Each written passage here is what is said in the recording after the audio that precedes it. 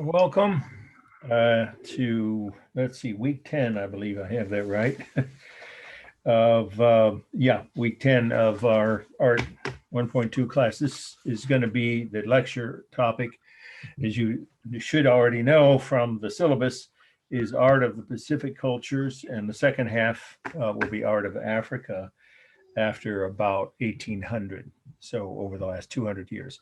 We have a lot of things I want to talk about before that, or several, not a lot, but they're important because of this being near the end of the period when you have a choice about your grades, and you can still improve your grades if some people, of course, it happens to everyone at some point in everyone's college career, might have done less well or not as well as they hoped on either their first paper or their midterm, or maybe in some cases didn't even turn a first paper in yet.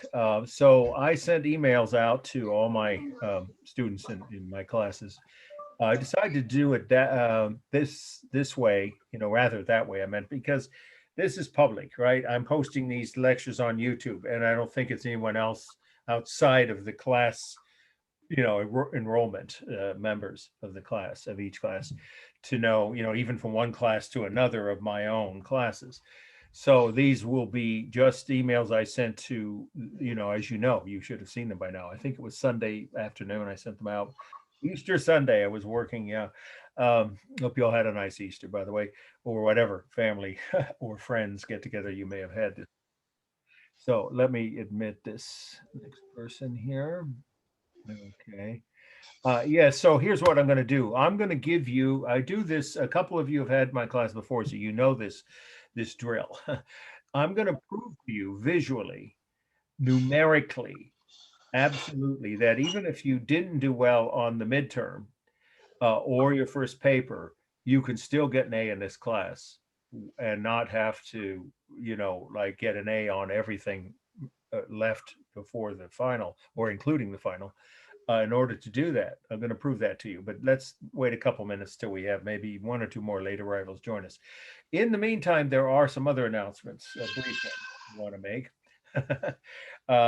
So no, just to finish on that point, if you saw in the email I sent to everyone in this class that I didn't have certain, there weren't too many, there were only a few, but a paper, first paper from anyone, or even perhaps a midterm from a couple of people, and perhaps those people just have just dropped out psychically, but not officially, because I don't drop anyone after the fourth week, the first census.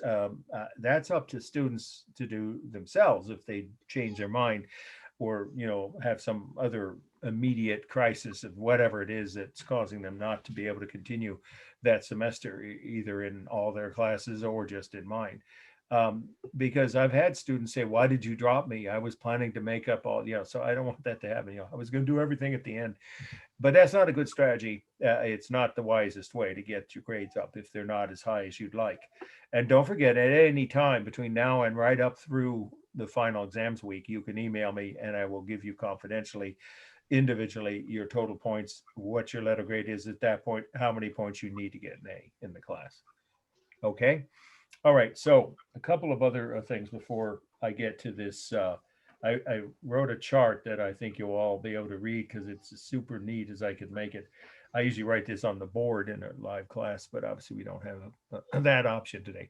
So let's do this. Okay, we will next week. If you've looked ahead, we're going to return to quote Western art, right, i.e., European and North American art.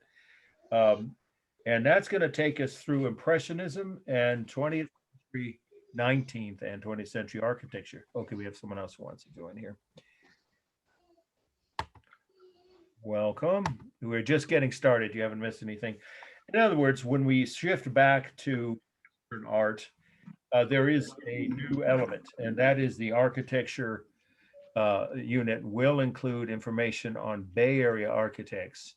And there's a couple of reasons for that. For one thing, this area where we all live, right? certainly think you all, even if you live all the way up into, well, maybe Mendocino, you wouldn't if you're coming from that far away or logging on for, but Sonoma County is part of the Bay Area, right? And where I live, Alameda County. So the greater Bay Area, we're talking about all 7.5 million people, I think it is, roughly, that live in this area, have a legacy that many of the people in this area are not as aware of as they ought to be, especially if you're taking a college art history class that covers 19th and 20th century art. What do I mean by that?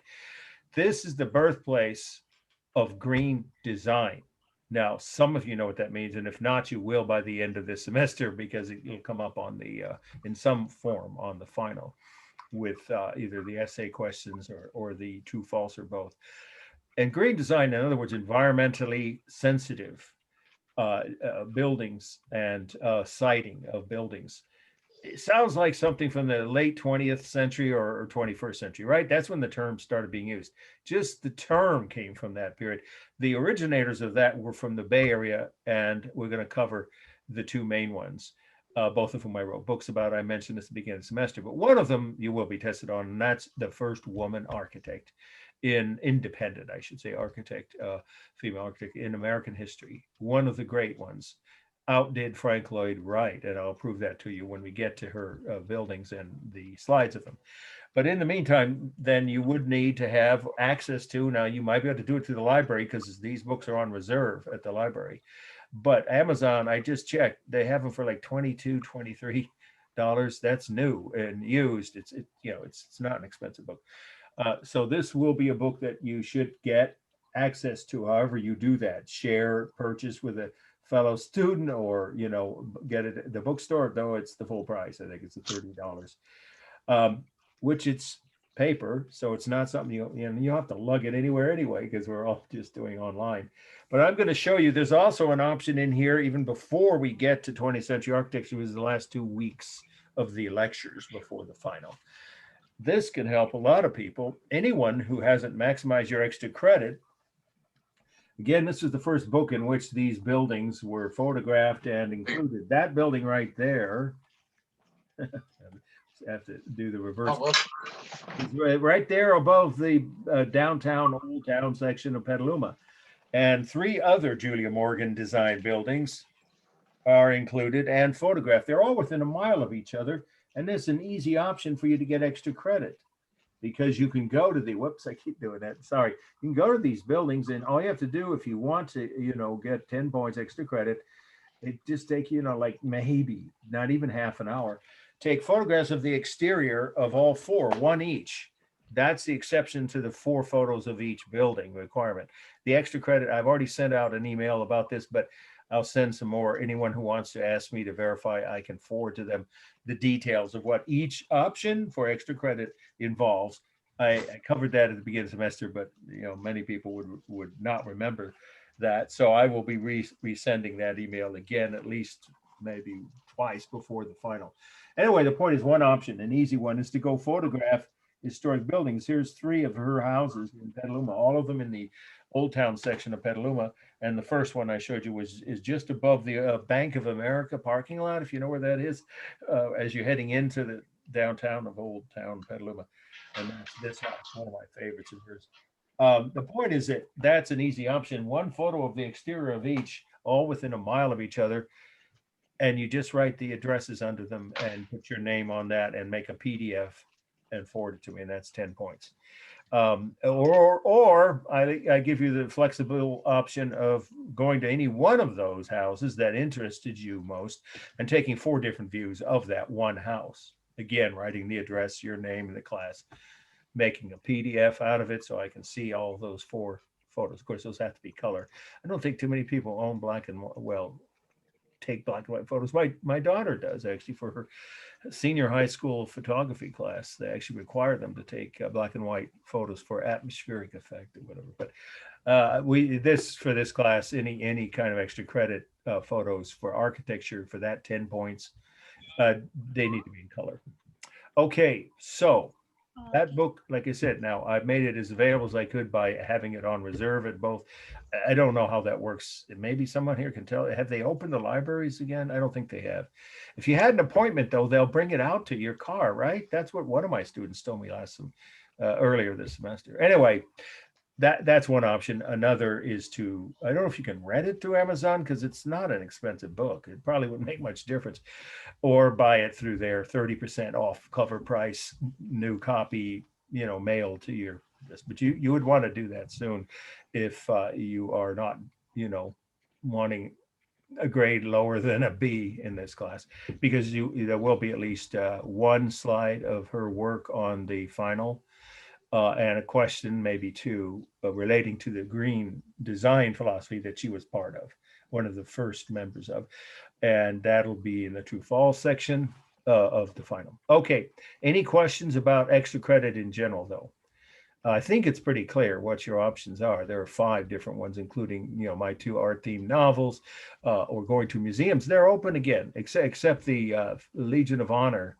Don't know why that's not open yet, but the DeYoung is. I just made reservations to go the first Sunday in May, because that's the last day that the Frida Kahlo exhibit will be there.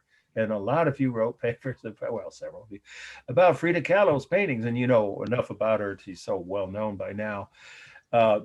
That's worth going to. That's 10 points. When you just show me the proof of, the receipt or the ticket, that you actually attended.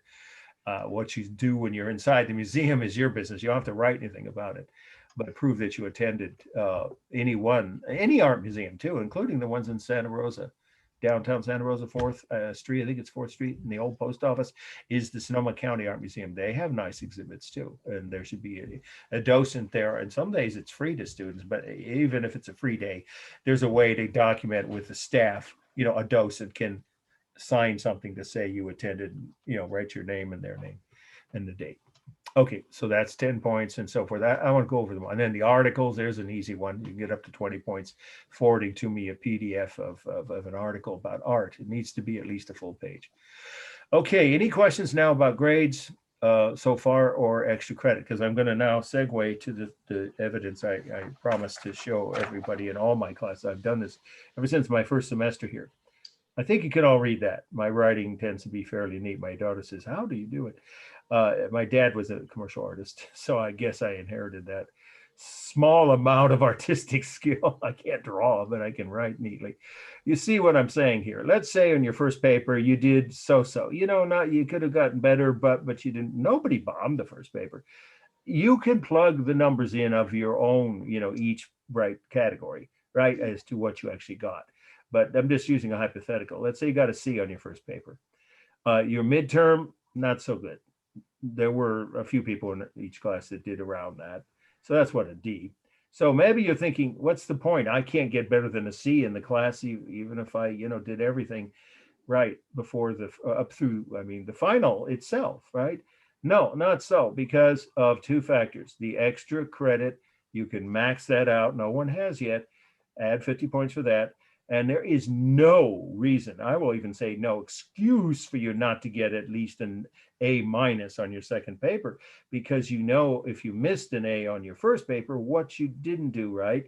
And you have the option, of course, of asking me questions about your second paper, by sending me a draft of it before the deadline. That means you need to do it before next Tuesday.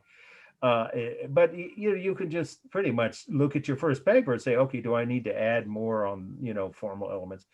You should be able to get 90 on this. So where does that leave you heading into the final exam? A subtotal of 280. Well, actually, that's already a C, but most people want higher grades than that, right? Unless you're taking a pass, not pass, then you're done, right? You don't have to take the final. But most people aren't. So in fact, I don't think anybody in this class is. Anyway, so what does that mean? You only need to get 80 points of B- on your final to add up to 360 points or an A. For a B, you would only need to get to 320, 40 points. No one should have problems with getting higher than that. So the minimum you should be able to get, if you take advantage proactively of all the extra credit options, even if you got only a C or a D on either or both your first paper and your midterm, is the minimum you're going to get is a B. And you easily could make an A if you study enough. And don't forget, it's open book, final exam, just like the midterm. And you have 4 days. Let's see. Yeah, 4 days. Wednesday, Thursday, Friday, and Saturday of final exams week to turn it in. And of course, we'll talk about this and remind you. I'll send you emails. Okay, so now one more time. Anybody have any questions about anything having to do with extra credit grading, or whether or not you might have been one of the people I mentioned? You don't have to. You can email me and keep it confidential. About my not maybe a few people who I didn't get a first paper yet from, because you really, if you are one of those, you really want to get busy. The second paper, of course, you guys have a little longer than my 1.1 class because we started later, is due April 27th, but you should pick something. If you haven't already, you definitely should pick a work of art that you care about and that you can find 3 new sources. That's the key to make sure you have a shot at an A. And then get started, with the research by this weekend, I would say. And if you haven't done your first paper, do that first. I would do it first, and then get that off your plate. And you can always query me if you still have questions, but I think everyone knows what to do. I resent, you should all have seen this, the 5 requirements, because some people didn't keep it or they don't know where it's stored in their email files or whatever. I resent that, and I sent one about architecture in case anybody decides to do a paper on architecture. I was going to require you all to do your second paper on architecture, not just about Julia Morgan or any architect that I've written a book about, but any architect. And then I thought, no, I want you guys to feel really motivated. That's up to you. But if you choose to do one on architecture, you now got that extra handout I resent. I created just this semester, tips on writing formal analysis on architecture, and you will get some personal direction. I can't help you with the writing. That's not fair to the other students. But if you choose to write a paper on architecture, I can point you in the right direction on how to do the research and any questions you have about analyzing and building. So consider that option. In any case, you are going to need to know something about architectural analysis for the final, because there will be at least one slide of the slide essays will be on a work of architecture, 19th or 20th century architecture. American, probably, although we cover some outside the United States. Okay, we're now at the point where we're about ready to start the lecture, but one more time, and as we had a couple people join us a little later. Let's see, yeah, everyone's logged in who's here. Any questions before we start the lecture for tonight about your papers, your grades, or extra credit? Anybody? Okay, we're going to end extra early tonight. I don't mean like, 45 minutes early, but probably 20, 25 minutes early. I don't think anybody will object. We're certainly going to take an earlier than usual break. We only have 8 slides to cover, but there's a lot to say about some of them.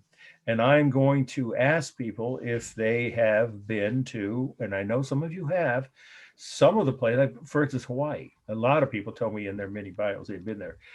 And whether or not when we get to, there's only one slide, there's only one page on Hawaiian, craft, if you want to call it that, art, the feathered cape, which I've seen, the original, in Honolulu at one of the best art museums of any state museum. This is not a national museum, right? But the state of Hawaii has it. The Bishop Museum. If you're ever in Honolulu, and I know everyone, either they just move right on through to Maui or something, go to the beaches. Okay, fine, I get that. Beaches, not my scene, but whatever. If you take more than a day or two and you're in Honolulu itself, there's so much there to see besides Waikiki, which is neat. I've stayed in a hotel right over Waikiki Beach, the first hotel ever built in Honolulu. In fact, it's over 100 years old now. Wonderful place. The Mauna Loa Hotel from 1901. Queen Victoria could have stayed there. It was built when she was still alive. But there's a lot more than beaches to Hawaii, obviously. And of course, the beauty of the place is unparalleled. It's one of the most beautiful spots I've ever seen on Earth. Another one would be Cuba, but that's not as easy to get to. Maybe it will be again soon. Anyway, so it's easy to get to Hawaii. Several of you have. You care to comment or add anything about what I'll say when we get to that or any other slides that we're covering tonight? If anybody here has been, I don't think they have, to New Zealand or anywhere in the South Pacific, even, not just Hawaii. It might be, relevant for you to bring things up. Okay, so let's talk about how we're going to start this tonight with a little context. I always like to start out that way, just a couple minutes before you even need to start taking notes. Maori, there's a word I used to mangle. I was told by a native New Zealander who was of mixed race background. Half her family background was Maori and the other half was English, immigrants. Maori, not Maori, is how I used to say it.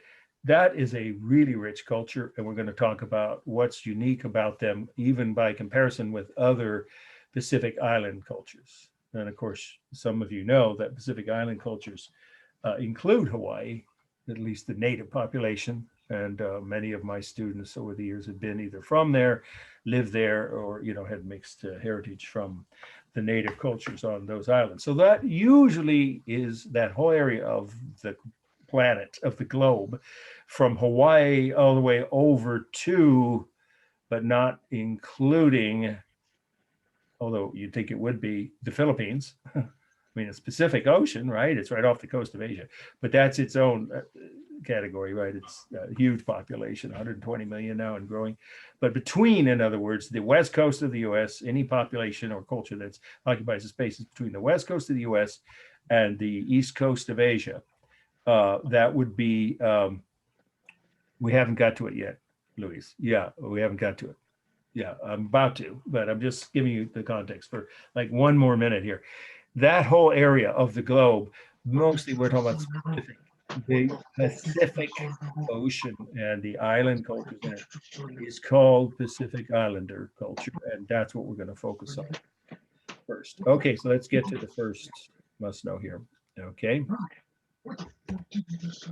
here we go.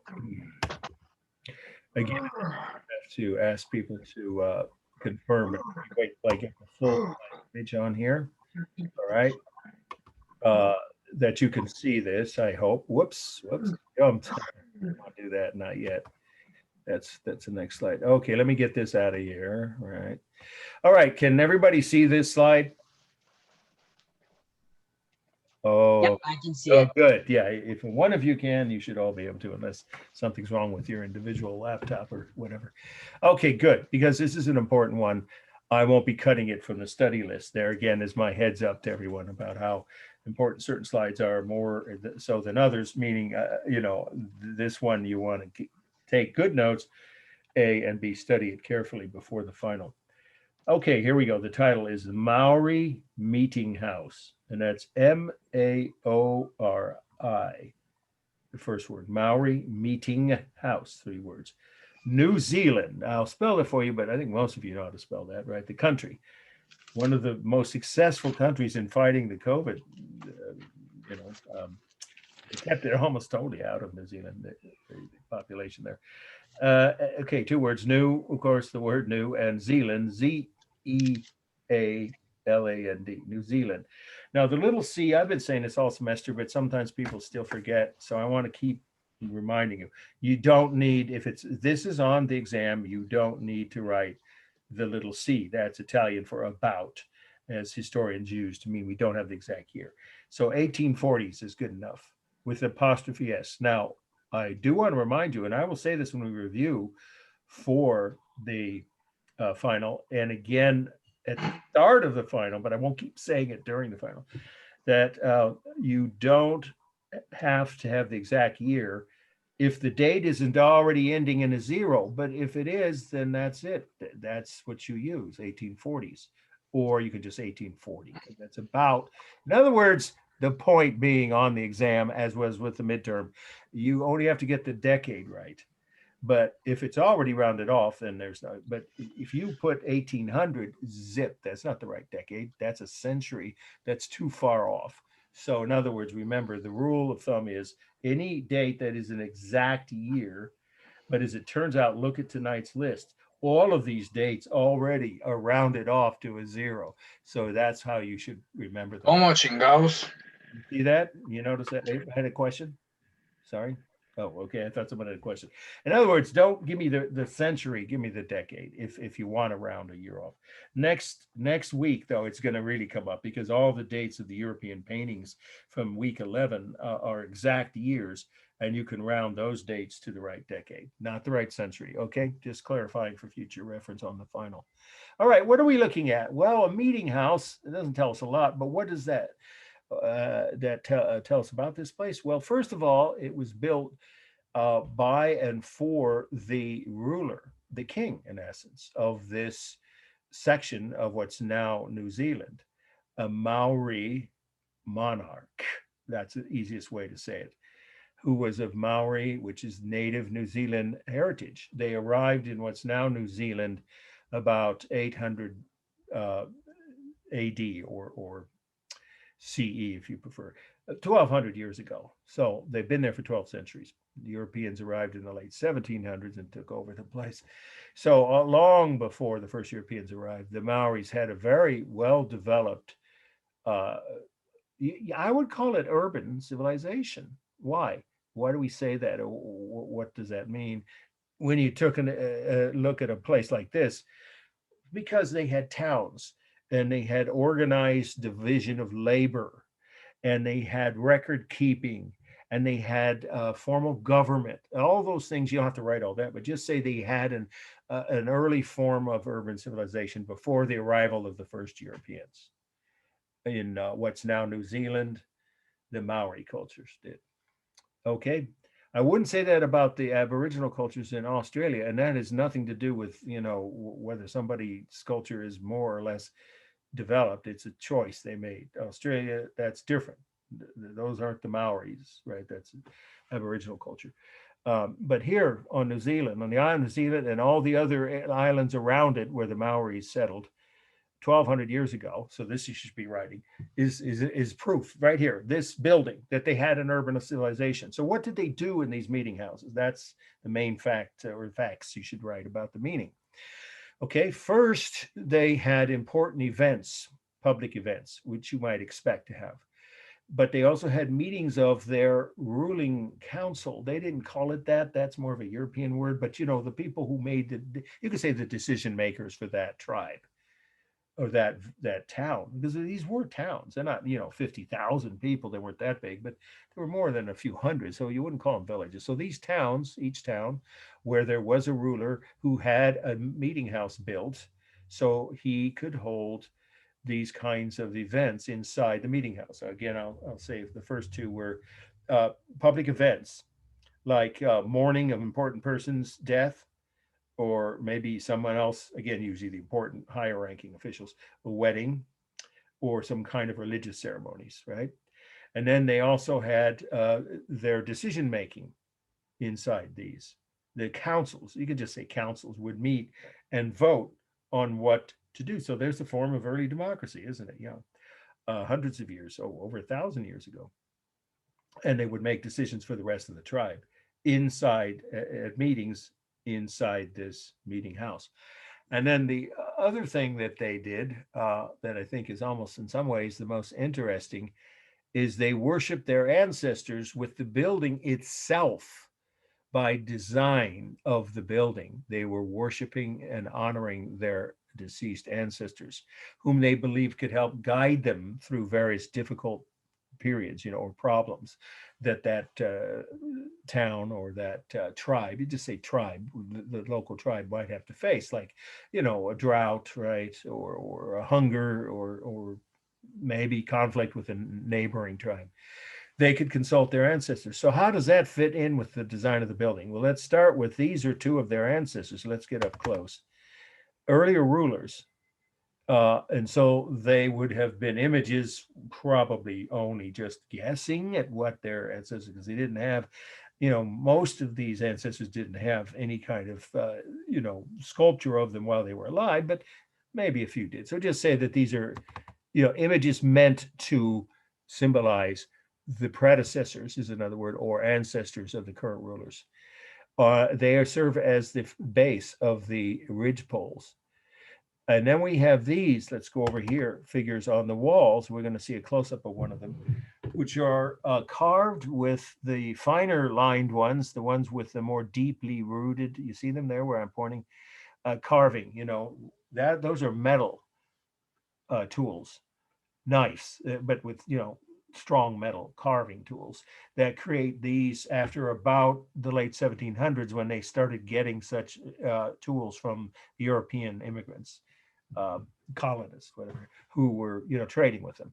So after about when this was built, certainly by the 1840s, after about 1800, they began to make more finely detailed carvings of various ancestors who were either male or female. Now, the rulers were always male, but male and female ancestral images, larger than life. These are about 7.5 to 8 feet tall, the ones along the wall. And they help support the roof. And then the roof beams have more carved spirit figures on them that may not be ancestors per se, but they have to do with the belief in the spirit presences to be consulted, right, during times of difficulty or crises when they needed some guidance. And then we have the building structure. This is really also important too about the meaning of this. It's symbolic of the um, entire tribe. How so? Well, this is supposed to look like the body, the internal body, bones, structure, right? Or skeleton. You can even say skeleton of an adult human. These are the ribs. The ridge pole is the spine, right? And then on the outside, you can't see it, so you just have to write this, were barge boards along the eaves. And every wooden building that is, in a wet climate has to have those wooden boards to protect the roof. Right? They're called barge boards. But here, those barge boards are symbolic of arms reaching out to embrace anyone who comes inside the building. And then finally, there'd be an image of one of the most recent rulers, if not the current one, and a recently deceased one, the leader or the most important member of that tribe that people might still remember, the older members, as a mask or face on in the middle of the roof line. It was facing outward. So you'd walk underneath that important former ruler or current ruler's image as you walk into these meeting houses. So you could see how they were. This is organic architecture, to use Frank Lloyd Wright's word, by the way. Don't write the fact that he coined that term. It's his version of the green design that the others in the Bay Area we'll talk about later were a step ahead of him. But the point is that people thinking about buildings as having some relationship to the environment, the Maori definitely did, but in an almost human, symbolically human body reference. I think you can see the point. This building is meant to symbolize and evoke the concept of a large, giant, welcoming human being's body as you walk into it and then walk through the interior. It can hold hundreds of people, by the way. The roof. So let's do the formal analysis now. Let me take a second to lubricate my throat here.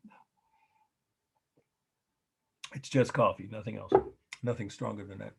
Okay, so what do we have? We have the colors. I just think they're so beautiful. They're a mixture of warm and cool, but the structural elements, that is the whole roof line, including these panels, all the beaming, the side panels on the wall, the carved figures, the posts, right, and including the sculpture of the previous rulers, all of those are natural wood colors of different shades. They're all warm. So it's overwhelmingly warm earth tones.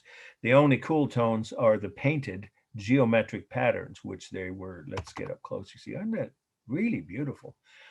It reminds me of, ironically, of places in Scandinavia that I've been to, wooden churches from about the same period, in fact, older, actually older than this.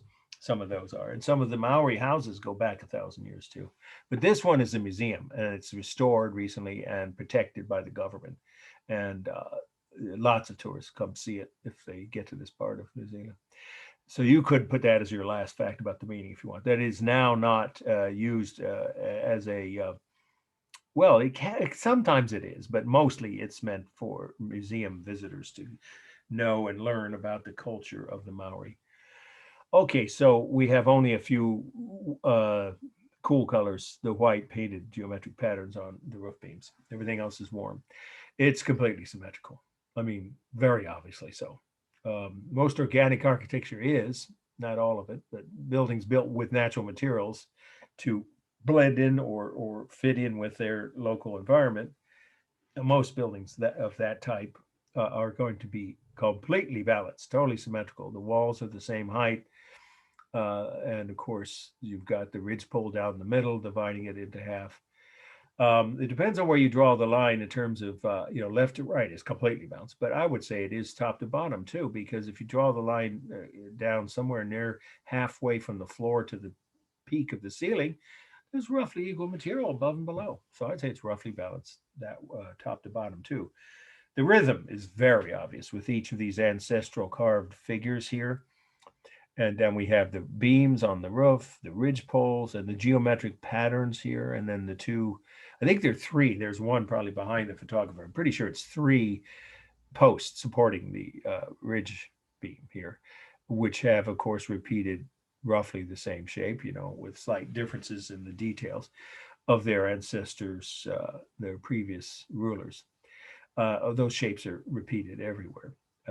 Throughout the building, I should say. And then we have the space. It's a real open, single, high peaked room, or you could say a room with a high peaked, that's with an ED, high peaked ceiling that's roughly 20 feet high and can hold hundreds of people. You don't have to know the width or the length, but it's obviously quite long, well over 100 feet long.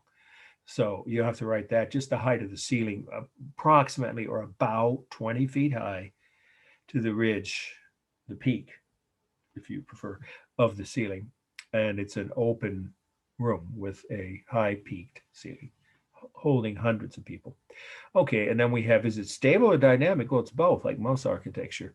The roof lines clearly dynamic, as are the painted patterns on the beams and the carved ancestral figures. But then they themselves line straight up against the wall, like their backs are flat. So obviously that and these poles here and the ridge beam, the individual beams, of course, are stable. So it's roughly equal, stable and dynamic. The largest mass is clearly the roof, or you could say ceiling. We're looking from the inside, so you can say the ceiling, but that, of course, becomes the roof on the outside. So that's the largest mass. And then the walls, if you take them as a single mass, these walls are so long that they're a bigger mass than the front and back walls. That'd be the third largest. And then we have line here. It's both carved and painted, carved on the wooden figures of their ancestors and past rulers, and painted, of course, on the beams. There is no modeling here. I don't think there's even windows in this building. So it's just the lighting from them, you can see from the museum lights here.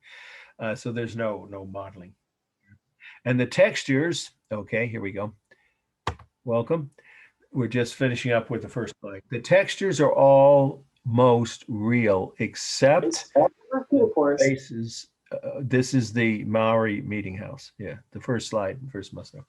Okay, so the textures are mostly real rough wood textures everywhere. The floor is modern. That's not original. It was probably dirt. It might have been wood planks, but probably not.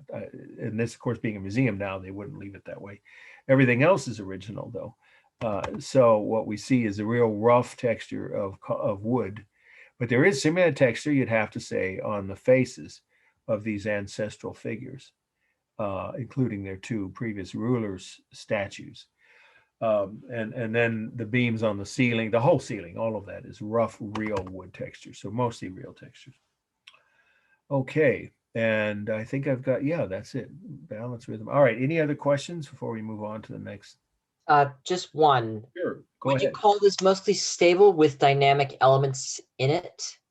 I think it's equal, but I wouldn't give you mark you down if you make a case for that. Well, that's a good way to do this, is to bring this up. Now you're thinking of what? You're thinking of what the most stable parts in your What I'm looking at is the stable beams, the ribs of the building, and I'm looking at the dynamic lines within that stability moving all Yeah, I agree if you just were looking at the beams, but even then the beams are at a diagonal. See, so that makes them both stable. Each individual beam is stable, but the lines formed by them all the way down the roof, right, or the ceiling, become dynamic, right? So that's what I mean by both to me. The same is true for these figures, and that's a good point you're raising. That clearly the back of them are lining a flat wall. That's, I agree, totally stable. But within each figure, you've got nothing but sorry, I meant curved lines, right? Of the features of their faces, their bodies. And here's one carrying a weapon. Some of them are females, with a baby in their belly.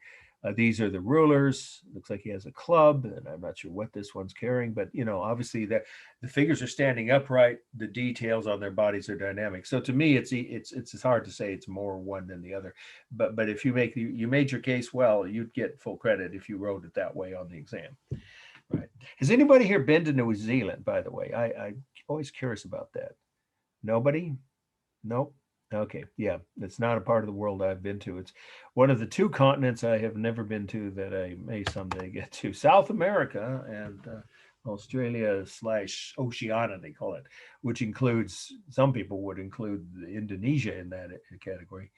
Others call that part of Asia, but it's pretty far away from the coastline of mainland Asia.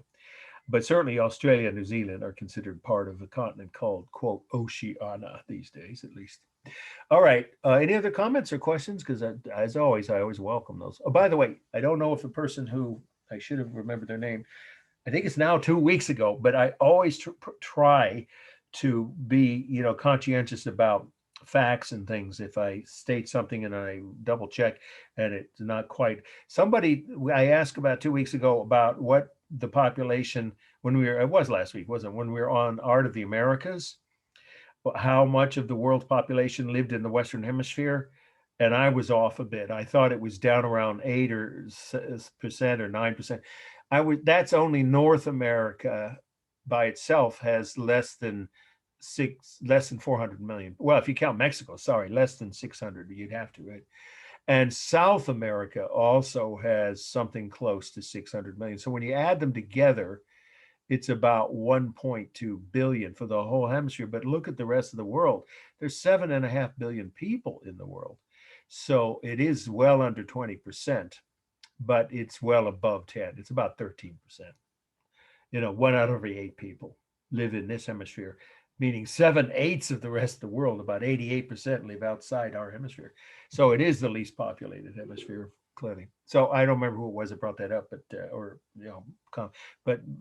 they were, close to being correct, and I was off a bit. All right, moving on now to the next must know.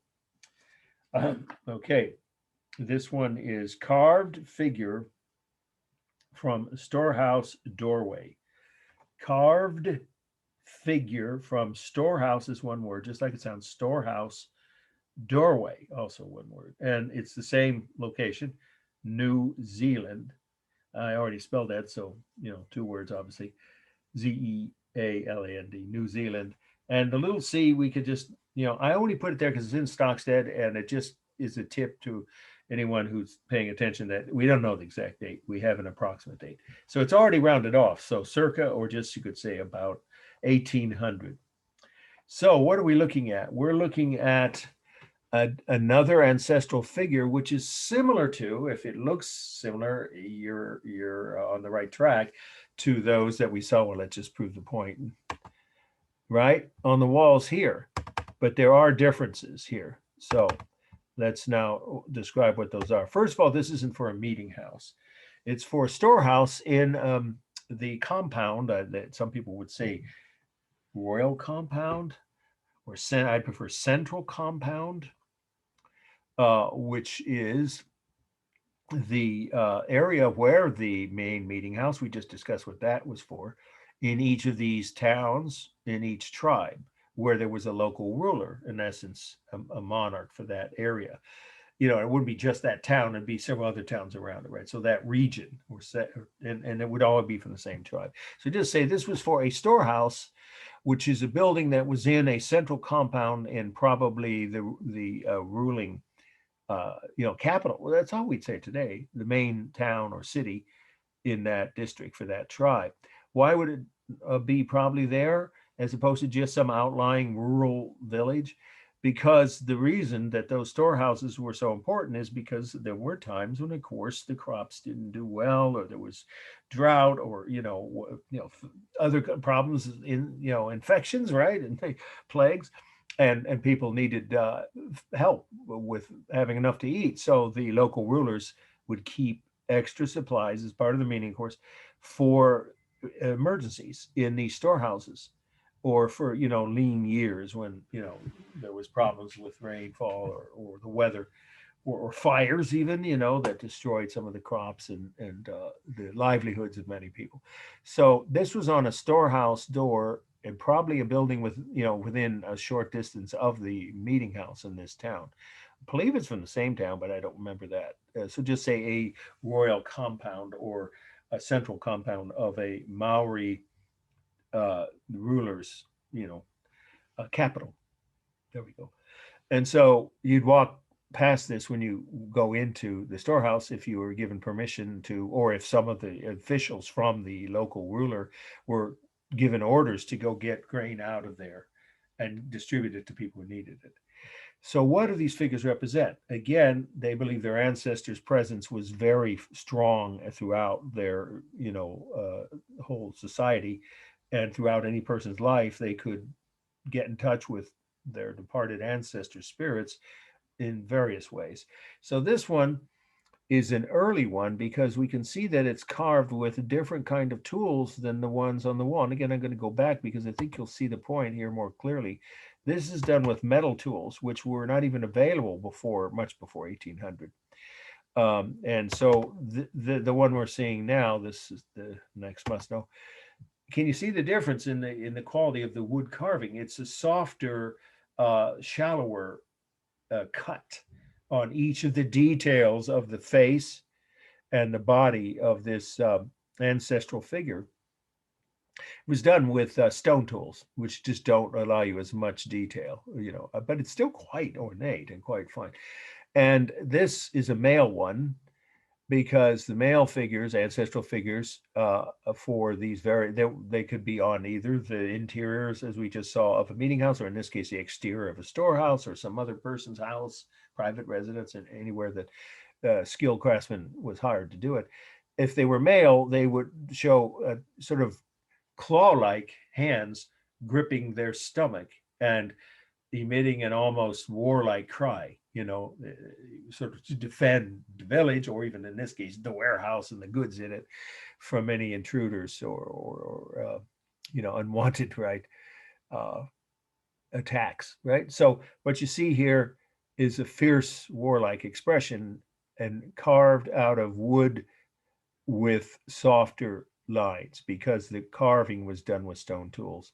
And we know it's a male figure because of its use of the claw-like, the warlike expression, or almost like a battle cry.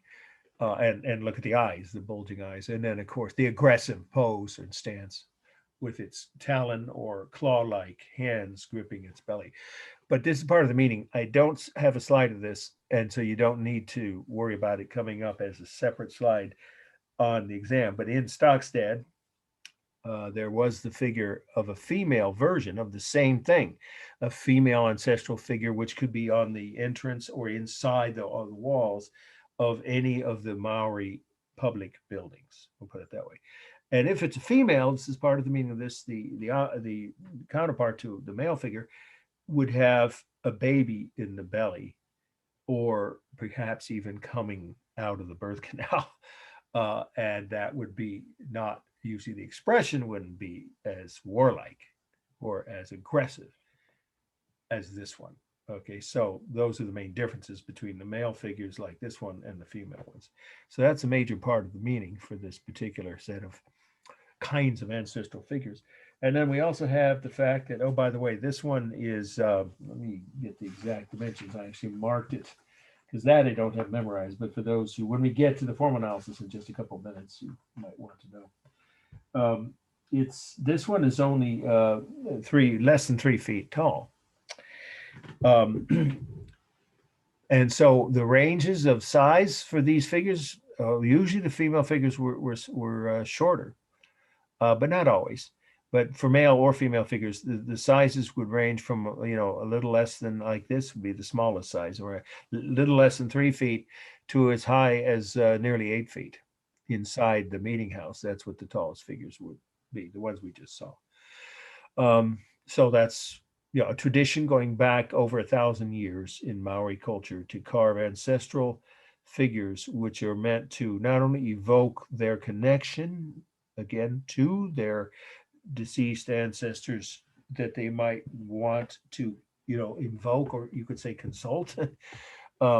Conjure, well, that sounds like at a seance with ghosts, so I wouldn't use that word, but evoke, right, or consult in some kind of either individual or group setting for advice, for help, with problems of the living members of that tribe in times of crisis. And it could be either male or female. For instance, if a female was having trouble with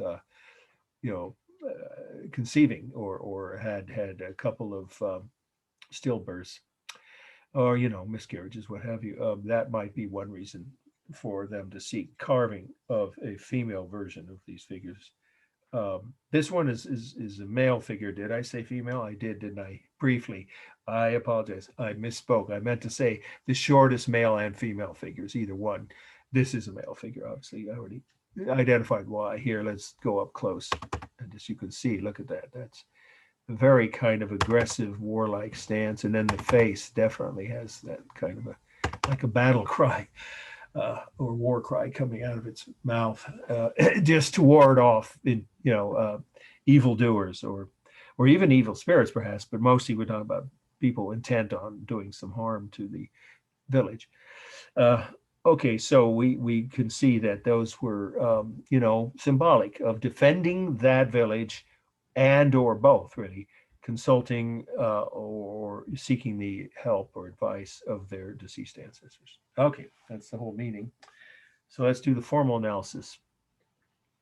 It's completely symmetrical. I mean, you'd have to say, right in the middle of this wooden panel, and it's a bas-relief figure. I forgot to say that. Of course, that's should be self-evident now. You know what that means. Any figure, raised figure off a flat background. The flat background is hardly visible here, but if you were to walk around the side of it, you'd see that. And then so what we have is carved line everywhere. There's no painted line. It's all carved line, which creates simulated texture. And the tattooing began with this. I think most people know that, don't they? Right. My friends from Hawaii talk about that too. Say, you mainlanders, you haoles, right? That's one nickname they have for European Americans, what have you, who come to Hawaii, right? As you know, I'm sure if you've been there or watched Hawaii Five-0 or Magnum PI or any of the shows that are set in Hawaii, whatever, as folks coming from a different culture visiting there, you guys think you're so, creative with your tattooing things. We were doing it 1,500 years ago. You can see the carved line helps create this simulated texture of tattoos on the pecs, right, and arms, I would say, of this figure, and the legs too, as many of the original warriors were tattooed head to foot in their culture. And then we see, of course, the features on the face, which are the nose with nostrils and the tongue, right, and the open mouth and the bulging eyes. It's dynamic and stable. It's upright. The piece of wood it's on is stable, but mostly it's dynamic. In this case, I would say, because the pose is stable, but almost everything about it, the details, have rounded lines. I don't see any really straight lines anywhere. Maybe a little bit on the sides of the stomach area. Okay, and then it's a warm earth tone. It doesn't look like it here, but wood is almost, well, it can be gray. That's true. But according to Stockstad, this slide maybe slightly distorts the actual color. It's a rich, dark brownish color. So it's a real earth tone of wood, nothing cool about it. I know it looks like that in this slide, just have to write it that way. What's the largest mass? Well, really, it's just one mass, isn't it? And you could say the decorative patterns behind it are the second largest, but that's really the background. So I call it a single mass. And we already said it's balanced. Let's see. Oh, the rhythm is obvious with the tattoo carving details on the body. the claw-like hands, the legs, the small arms, the two halves of the two sides of the mouth, the two eyes. Obviously, lots of rhythm. There is modeling here. That is part of the design. It's meant to evoke, the deep shadows. I mean, to evoke the various, like the open mouth, the battle cry in mid whatever battle or something like that, and of course scare hopefully away any enemies. So there is a conscious use of modeling as part of the design of this figure. For space, as I said, it's just under 3 feet tall. That's the real space, but the figure does have overlapping. Mostly it is just really, in fact, about all the overlapping is the hands over the stomach. Or you could make the case that, this looks like some kind of a slightly decorative headpiece here. Perhaps even the eyebrows, which are very prominent, overlapping the forehead, if you want to see it that way. And let's see, color, mass, space. I think we've covered all. Rhythm, balance, texture. Okay, we're doing pretty well on the time. It's just coming up on 7:30. So we'll be taking, we have 2 more though, and there's the one on Hawaii. I have some things, some background information that's more than what Stockstead has. Let's go to the third one. Okay, these are really interesting. The next must know. And these are Maori ancestor figures. Okay, so let me just double check for you because it's not Maori. I misspoke. I have spelled it correctly on the syllabus. I've heard that soon I mentioned to you that corrected me on the use of the word or pronunciation, of the word Maori. Also said this word sounds almost the same, but it's technically slightly different. It's a different branch of Polynesian culture. I'll explain that in a minute. So I'll spell it for you. M-A-O-I. Some would say Maui, but that sounds like the island in Hawaii, doesn't it? Yeah, M-O-A-I. You don't have to know how to pronounce it for the exam. Ancestor Figures, plural, of course. 3 words. All right, that's the title. And this is Easter Island. And again, you get north of the sea, but we don't know exactly, circa or about 1500. Okay, so what do we need to know about these? Well, these are giants. They range in height from 30 to 65 feet. These are all about the same height, about 36 feet. The last 2 are missing something. We'll talk about what they're missing in a minute. These are carved from a stone quarry in the hills of this set of islands. Easter Island is one of several islands. It's called an archipelago. You'll have to know that word for the exam. It's a long, hard word to spell, but you can just say group of islands. It's one of a group of islands, which of course has, well, if it's not obvious, you should write this, been settled well over 1,000 years. In fact, I remember reading in the textbook, it was about 1,200 years ago, again, around 800 AD or CE. So about 12 centuries ago, it was settled by similar cultures, Polynesians coming on boats from the South Pacific, the very southwestern corner of Pacific. Those are also the people we're going to talk about that with the next slide, who settled Hawaii. The culture that settled Hawaii, different branches of it. So this is one branch of Polynesian culture that settled these islands in the Pacific. And this is one of those islands that is almost as far away, but not quite as far away from where they started as Hawaii. When we get to Hawaii, I'll mention, you probably know, some of you, it's the most isolated set of islands on Earth. That's a pretty major statement, and we'll explain that in the next slide. So just say these islands are fairly far away, or very far away, you can just say it that way, from the origins of the Polynesian cultures, which was in the very southwestern corner, roughly 1,200 years ago, when they took boats. That's a long trip, like a couple, 3,000 miles across open ocean. That took courage and navigation skills that were among the best on Earth at that time, because you're looking at the dark ages in Europe, when they didn't know even what was Europe didn't know what was over the next mountain range, let alone, across the ocean, let alone try to travel there. Hundreds of years later, they did, of course. So this is a period when they were among the greatest, this culture that settled here, the Maui, M-A-O-I, uh, similar to the Maori, but just say Polynesian culture. This Polynesian culture, they were among the greatest navigators on Earth at the time. They made that journey.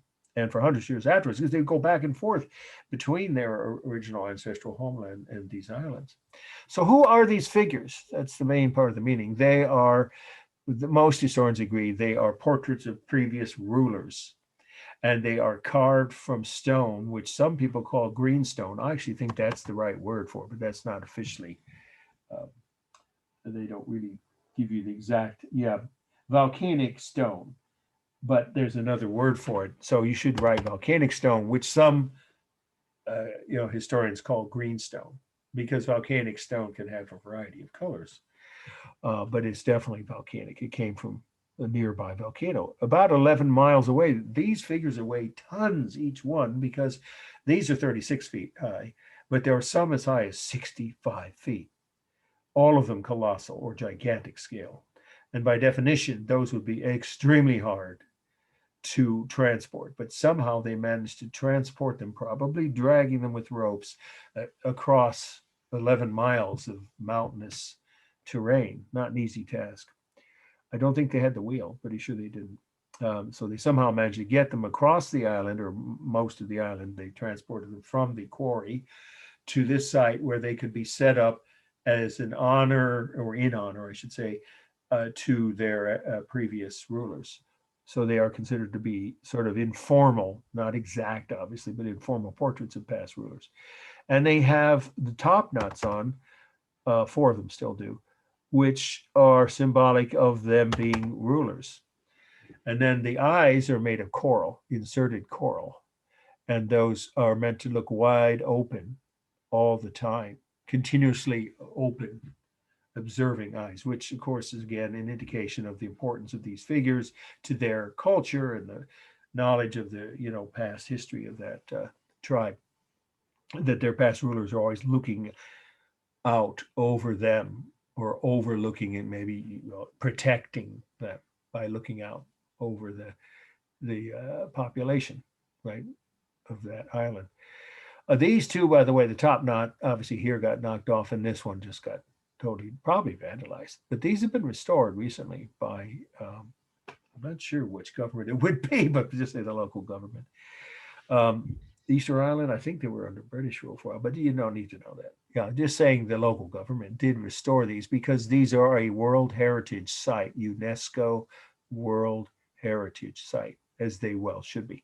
There are hundreds of such figures all over, not only Easter Island, but the other islands nearby that are in that island group or archipelago, from the same culture, and they range from everywhere as far back as 1200 years ago, 800 AD, right, or CE, up through as recently as early 20th century. So up to about 100 years ago.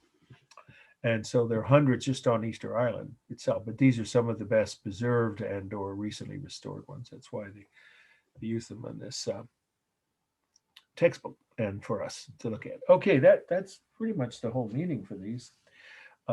So let's do a formal analysis.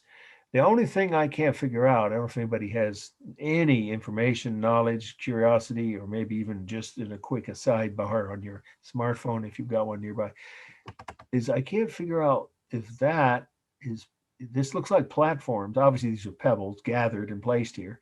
And these do have, solid stone platforms that they can rest on, so they're stable and flat and they don't rock, in the wind or what have you. Or even a heavy storm, right? And hopefully no lightning hits them. Maybe that's what happened to one of them that's sheared in half. But I can't tell what this is. This looks like stone, and then there's shadow underneath. So you don't have to know any of that for the notes you're taking or for the exam if it's on the file. Just curious what that construct is below the pebbles that are used to, of course, build up a kind of a rise, a platform, if you will, where they then can place each figure on its own platform, so that they all are at the same height and they're up above the people in the town below, who then can look up to their past leaders whenever they feel the need, or know they're being watched over all the time by their previous leaders. or rulers. Excuse me, sorry, got to you. All right, so let's do the formal analysis. And we have one more slide and we'll take an early break. This is real rough texture. I mean, I don't see much similar texture here. That you could say on the faces there is, I suppose, with these extended or distended earlobes, the noses, the mouth is, but it's not realistic at all. It's not meant to be. So to me, it's all real rough texture, including on the top knots. Of course, when you get up close, you see how rough that texture is. It's a different kind of stone. Obviously, it's a red stone, but it's all volcanic stone, the entire figures, except for their eyes, right? So then we have the real smooth texture of coral for the eyes, and everything else is the real rough texture of stone, volcanic stone. Each figure is both stable and dynamic. I see them as mostly stable, though, right? Because they're upright and balanced. And then we see the top knots, of course, are dynamic, as are the eyes. And actually, most of the rest of the head is pretty stable. So I'd say the figures are primarily stable up until you get to the eyes and above there, above it. The top knots, of course, obviously are dynamic. The largest mass, well, each figure is really two masses. The body of the deceased ruler is the largest mass, and then the top knot, at least on these four. If you want to break it down, say the eyes or separate mass, I guess you could, but they're kind of attached, aren't they? And then, of course, we have the rhythm of each figure, and the figures themselves create rhythm side by side. But of course, within each figure, the rhythm of the two eyes, the two ears. The arms are very minimal, and there are no legs. I meant to mention that as part of the meeting. There are no legs because they're supposed to be rising up out of the ground, which kind of is evocative of what you might expect if you were to meet a deceased ancestor in real time, right? Where else would they come? They've been buried, right? So they don't have legs. That's a very conscious and deliberate detail. But they do have, short arms. The arms aren't important, so they're not emphasized, but they're there, so that creates rhythm, of course. And then we have no modeling, just the shadows from the sun. Each figure is totally symmetrical, balanced, left to right, and top to bottom. Definitely depending on where you draw the line. And there is carved line here, not painted line, on the face mostly, a little bit on the arms, but the rest of the bodies, there's no line, no painted line. And then you could say the eyes form visual lines by the, inserting of these these coral pieces for their eyes. You could call that a kind of visual line, but mostly it's just the face that has carved line. No other lines are very, around the neck. Yeah, that's true there. If you go close, there is a line between the neck and there. I guess they're wearing some kind of a ceremonial robe. All right, for space, it's real space. These figures are about 36 feet high. And I don't know, I guess you could say the top knots overlap. So you could say there is overlapping, the tops of their heads. And let's see, color, texture, modeling. Yeah, modeling, I said there is no technique for modeling. It's just the natural shadows in the sunlight. Okay, now, this is one of my favorite works of art for this week and this topic, but there's something context-wise. So let me give you the title first, and then we'll talk about the meaning, and I'll encourage, if anyone cares to, any commentary you may have if you've been to Hawaii or have any connection with Hawaiian culture. Okay, so this is Feather Cloak, just like it sounds, two words, Feather Cloak. The location is Hawaii, but I think some of you will know that it bears explaining, right? Because it's not as simple as, it's just the word Hawaii, but that's what we have in Stockstead. Really what they mean is that it's Oahu, the main island, but you don't want to get that detailed. You don't need to. So just say Hawaii, which is, of course, a state now within the United States. As you probably know, Hawai.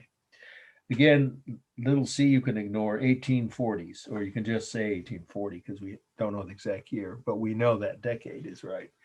So those of you who've been to Hawaii, if you care to comment on this fact, Hawaii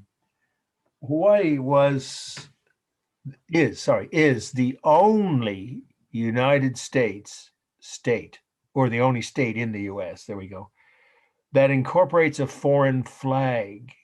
Does anybody know what I'm talking about? Have you looked at the Hawaiian flag in, whatever recent enough past to know? Yep, I know what it is. Yeah, what is it? It's the Union Jack. Yeah, and I'll bet you know why. It's really an interesting little detail of history. Why would they put a foreign country's flag on their state flag? There's a very good reason.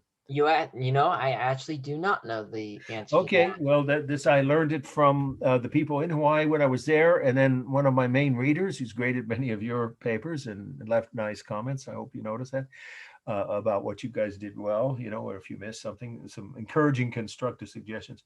She's partial native Hawaiian culture and Filipino mixed, and so she said, "Oh yeah, we admire the British, not the Empire, but Queen Victoria." You have to write this, but I think it's an interesting detail. So if you ever go to Hawaii and you notice their flag, why is the Union Jack there? Here's why: because before we sent our Marines and the Dole Pineapple Company with their private mercenaries, right, to seize, that took Hawaiian Islands away from their own government. Of course, you know that story in the 1890s. Long before that, I think it was in the 1860s, just say mid 18. You have to write it though. So just sometime in the mid 1800s, a similar incident occurred with British imperialists, that's the right word, trying to take over the island and then make it a fait accompli, a completed irreversible fact. And then they said, see, the island's now taken over by us Brits that live here, so we're going to give it to the British Empire. And guess what? Queen Victoria said, no way. That's wrong. They have their own history. They've had hundreds of years of their own government. Their king and queen are rulers that should be given the same respect as I and other European kings and Western kingdoms rulers are given. Give it back. And that is another reason I admire her. Female rulers are very common in the history of the Western world, right? They are more so in the rest of the world, outside the Western world, if you know your world history. But anyway, so she insisted, and she was able to convince the ruling party in Parliament to reject that coup and order those guys to give the island back to their own people. So for about another 30 years, they still had independence. So that's why the British Union Jack is in their flag. To this day, they admire that. And in their schools, they're given some lessons about, the difference between some world rulers and others. By the way, just a quick footnote, and then we'll get to the meaning of the slide. And we'll still take a slightly early break. You don't have to write this either. But we had something similar happen with a president. The only Democratic president is not because he was Democrat. He just happened to be. I don't mean to make it a partisan thing. It's not that. He had a different attitude. His name was Grover Cleveland. Okay. He's the only one that was elected 2 different times. You know about this, right? He was elected once and then he really did win the second time. But the Electoral College was, there was shenanigans, big surprise. And the Republican candidate was given the electoral vote. So he waited and then came back. On his second term in office, in the 1890s, when the American Islanders, mostly it was people working for big corporations, and the U.S. Marines that were stationed there, had a coup and overthrew the Queen, who ruled at that time over that island, over that group. It's 8 islands, by the way, if you didn't know that. Hawaiian Islands, plural, right? That coup, Grover Cleveland, vetoed the U.S. Congress vote in the 1890s to make it a territory, because it wasn't ready to be a state that far back. Because it said the same thing as what Queen Victoria said. That's not right. They have their own culture. They have their own government. Then he invited her to come visit him in the White House, him and his wife. And had he been reelected in 1896, they might still have been independent. And so when we want to go to Hawaii, for whatever reason, you might go there, you'd be going to a foreign country. But he lost. And the next president, McKinley, decided that we should become a colonial power and imitate Europeans more openly, right, with foreign colonies, overseas colonies. And so he signed the order when Congress voted again to make it a territory and incorporate it into American rule. So there you go. That's why there's a British flag on the state of Hawaii's flag.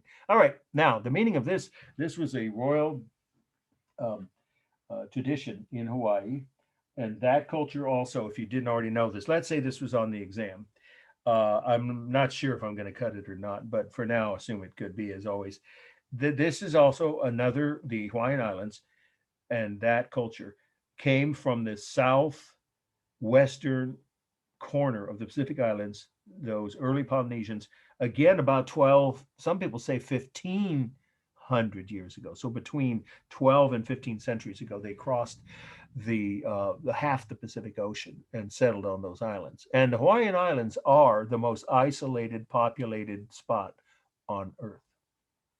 Even Antarctica, look at it. You think there are people living there permanently. Yeah, mostly Russians and Norwegian scientists and a few Americans and Brits, maybe a few thousand people. That island, I mean, it is an island. It's a continent that's an island. Look at it on the globe. Next time you look at a globe at the bottom right of a globe or turn it, tilt it upside down, you'll see that South America almost touches Antarctica. So the Hawaiian Islands are the most isolated of any populated site on Earth. That's a fact that, again, I didn't know till I went to Hawaii the first time. So these were a culture who had developed an independent, unique quality of life that was very obviously, if you didn't know it, you should write it, but you probably already know this, environmentally sensitive. They lived with the land, obviously, much as many, not all, but many of the native cultures on this hemisphere did, in North America and South America. And they used things like bird feathers without harming the birds. They would either pick the feathers, many of them, if not most, from what I read in this museum, that this is in a museum now, by the way, for this particular cloak, which is worn by a local ruler, by the way. So it is a royal, you know, attire, piece of, you know, clothing, right? And it could take weeks, if not months, to collect the thousands of red and yellow. Those were the most sacred colors to their culture. And the birds with those feathers were considered very special. So they wouldn't harm the birds. If they, some of the feathers were taken from live birds, you know, of course, the birds may or may not have thought, you know, that they wanted to give the feathers, but they weren't harmed. They were released. Or most of these feathers, from what I recall, were actually just found, you know, of course, in the, you know, on the ground in bushes and trees. So you could take months, if not weeks rather, or maybe months, to get enough feathers to make a cloak of this size, which would cover a person's body from obviously their neck down to their ankles. And it would give them the importance of the colors and the materials, and the symbolic meaning of this is that this is a high ranking official, that the king of the Hawaiian Islands, which, by the way, is part of the meaning of this, were united by a king. Some of you know his name if you've been to Honolulu or in those meetings. Kamehameha. I can never pronounce it. Kamehameha. I'll spell it Kamehameha. Kamehameha. Yeah, that's how it's pronounced. My friend that I've told you about, she corrected me a few times. So he was the first king. Yeah, spell it again one more time. Who united all of the main islands, inhabited islands of Hawaii. It took several years of war with the local chiefs to unite them because he felt they could defend themselves better, and he was right up to a certain point, up until the Americans came in the 1890s. Kamehameha. He's, of course, he and his descendants are considered, you know, real heroes by people, the native Hawaiian culture, and well, actually most anybody that lives there who respects that culture. And plenty of the people I met there who are of European heritage really admire and respect the past history of that culture for obvious reasons, reasons I've just given you. And also their beautiful handcrafted workmanship on their canoes. And some people say they invented surfing. It's hard to prove that, but they're way ahead of, you know, mainlanders surfing, right? 1,000 years ago, probably they were surfing. So their surfboards, their weapons, and their communal, you know, meeting houses, not as ornate as the Maori in New Zealand, but they were still kind of fancy carved decorative details. And they also have the only royal palace. Anybody here who's been to Hawaii go inside of it? The palace, it was the palace from before we took over the island. Built in the 1870s or early 1880s. So what is it, late Victorian? It's in Honolulu, and it is open, of course, now as a museum, and a few government offices are in it. But it was the residence of the last several kings and queens of Hawaii before we took over the islands. And it's the only royal palace on US soil, downtown Honolulu. Yeah. So this might have been in that, possibly in that palace at some point, but now it's in a museum in Honolulu, Museum of Hawaiian Culture. Okay, that's most of the history. It's enough of the meaning for you. It is balanced, considering what they're. Oh, by the way, the base on which these um, bird feathers, the red and yellow feathers, are attached is coconut fibers. That itself would take a long time to gather enough coconut fibers to make something this large, right? Anyway, so it's balanced left to right, and I'd say top to bottom, if you draw the line across the middle. Of course, the colors are warm, yellow and red. The rhythm is obvious with these wonderful geometric shapes that look almost like, well, I don't know. What do they look like? Just say geometric shapes with the almost like boats or something in the water, with the pointed ends here. That repeats, what, about 5, 6, 1, 2, 3, 4, 5, 6 shapes. And then, of course, the outer edge has some of the fringe is repeated. The materials are all real. There's no simulated texture. It's the real soft texture of bird feathers. And then we have, there's only one mass. For space, this would be about 5 feet from the neck opening to the bottom, which of course people were shorter then, and it wasn't meant to go down to, down to your feet, but towards your calf, right? If not your ankles, at least part way down, most of the way down your leg to, cover most of your body. So about 5 feet from top to bottom, and wider than that from left to right. And I'm not sure if Stocks did give those dimensions. When I saw it, it was quite a while back, so I don't remember. Yeah, okay. It just gives the length. Yeah, but it's wider, obviously. So it's at least 6 feet wide, at least 6 feet wide. Okay, and there's no modeling, of course. And the texture is the real, I did say real rough texture. And there is not really any line here. You could say the edges of the colors create visual line, but that's really not line. Okay, and is it dynamic? Oh yeah, there's no stable lines in it. It's totally dynamic. Yes, question? Because we're about ready to take a break. All right, let's take a break, 15 minutes. And we're going to end actually at least 20, 25 minutes early, but we do have 4 more slides. Don't go away, because one of them, the African art, could be on the final.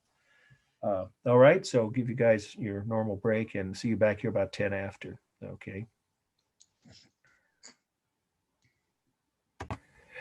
Okay, hopefully everyone's back from their break now. And like I said, we're going to end a good, close to half an hour early. Let's see. Now, it says I'm screen sharing, so I just want to make sure. Can people see this? Yes? Yes. Oh, good. Thank you. Okay, so we're going to talk about African art now, and a couple of facts about Africa. It's the second largest continent in physical size, and it is just in the last decade or so, it's become the second most populous. It used to be Asia has been the most populous continent for centuries, and then Europe, and then Africa. But Africa's population is growing faster, as you might imagine, and most of Europe's population is either not growing at all. There are several countries that are, but a majority is like 35 countries in Europe, at least maybe 40. Out of those, a majority are either not growing much at all or even losing, like Russia and Poland are dropping in population, and Ukraine. Britain and France are growing still because of immigration mostly, but not as fast as Africa. So Africa has the second most populous, is the second most populous continent, and also the second largest in geographic or total area after Asia. Okay, and it's also got some of the oldest urban civilizations, or had, and now of course does again, but some of the earliest, earliest urban civilizations in the world. And that's not a fact. It's common knowledge, as it should be. It will be by the end of this evening. Hopefully, if you didn't already read Stockstad's chapter on Africa. But of course, that really is more for our 1.1 when we talk about the ancient African cultures that go back to when it was the early Middle Ages in Europe, or even slightly earlier, 2,000 years or close to 2,000 years. We're looking at the later versions of urban civilization as well as rural, because of course most of Africa 200 years ago, when we're starting the study that we're doing, is from 1800 to about the mid 20th century. So at the beginning of that period, around 1800, Africa was still mostly rural. As you probably know, just a quick geographic note, and then we'll get to the first meaning of this first slide. The continent has really three zones. I mean, there's more than that, but three major climatic zones. You have North Africa, which the coastal areas are not deserts. I've been to North Africa. I haven't been south of the Sahara, but I've been to North Africa. And then when you get not too far away from the coast, 50, 100, 150 miles, depending on which country you're in, you get to the largest desert on earth, which you probably know is in Africa, the Sahara. And then the third region in Africa, which is by far the most populous, physically largest, and most heavily populated, is sub-Saharan Africa. And that's what we're really focusing on here tonight. Okay, so let's now talk about this first meaning of this first must know.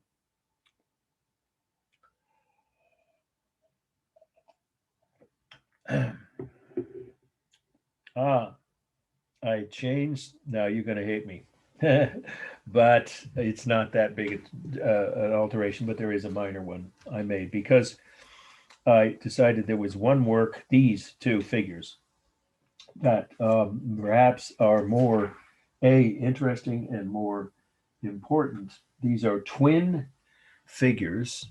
Okay, so I'm substituting. Here's what I'm going to do. I'll do it this way so it'll be more clear to you. I'm going to cross this one off, okay? Because at this point, we only have so much time left. I want to end early, and I figure it's reasonable to have an even balance of 4 slides from before the break on, Polynesian and Pacific Island culture, and 4 on sub-Saharan Africa. Okay, so we're not going to look at this one, even though I have a slide of it. It's not on the syllabus. So it used to be. I took it off. So this one is called Twin Figures. Now, I'm going to do this. I will leave you an email, and I may or may not cut it from the study list in any case when we do the review the week before finals. But for now, you should go ahead and take notes, because I think the meaning of this is much more A, interesting and easy to remember, and B, important than the mask slide I had just showed you. So I'm saying you need to take a pen if you have a pen, and if not, then you can just, make a mental note. And of course, this is recorded, so you can go back and watch it again if I don't cut it from the study list the week before the exam, and listen to it again. This title of this work is pretty straightforward, pretty easy to remember. Twin Figures, 2 words, just like the sound, Twin Figures. And these are from the early 1900s, so early 20th century. You could just round it off by say circa 1900. The little c you could ignore, say, about 1900. And the meaning of this, these are from the Yoruba culture. That's Y-O-R-U-B-A, Yoruba, again, capital Y-O-R-U-B-A, which is one of the oldest, and it was an urban civilization. That's an important detail. One of the first urban civilizations in Africa, and one of the oldest. And it's in what is now southwestern Nigeria. Most of southern Nigeria is descended from this culture. Of course, now Nigeria is a major modern country, right? With cities with millions of people, and, developed industries and banking and, oil companies and all that. But it was back at this time, this far back, it was a colony already of Britain when these figures were carved. But these are a traditional style of carved figure these twin figures, and I'll explain that, what they mean by that. Twin figures of what, right? This just say is a traditional style or type of wood carved figure that goes back over 1,000 years, well over, more like 1,500 years, to early urban civilization known as the Yoruba civilization in what's now Nigeria. That's Nigeria, which, by the way, is the most populous country in Africa, has been for decades. I've had people from my daughter's second grade teacher was from Nigeria. Known quite a few people from there. Very proud culture with a long history. So what do these twin figures symbolize? Okay, so the location, by the way, is Nigeria. I don't know if I said that clearly. So I'll say it again. The title is just Twin Figures, 2 words. Location, the country, Nigeria. I just spelled for you, and circa 1900. So just to be clear, we're crossing out. Well, I'm not. You know what? Thank you. You're good to correct me. I misspoke. There isn't one to cross out. I'd already removed it, but I forgot to substitute this. I guess it was about 11 o'clock at night or something when I did this last part of the syllabus. So there isn't one to cross out. So we may do that before we get to the end of tonight, but for now, there's nothing else that I put in its place that you have to cross out. So you don't need to cross out anything. Just add again to the title, 2 words, Twin Figures, and Nigeria, and the location, the date, circa 1900. Sorry, thank you for your question to clarify that. All right, so what we're looking at is, in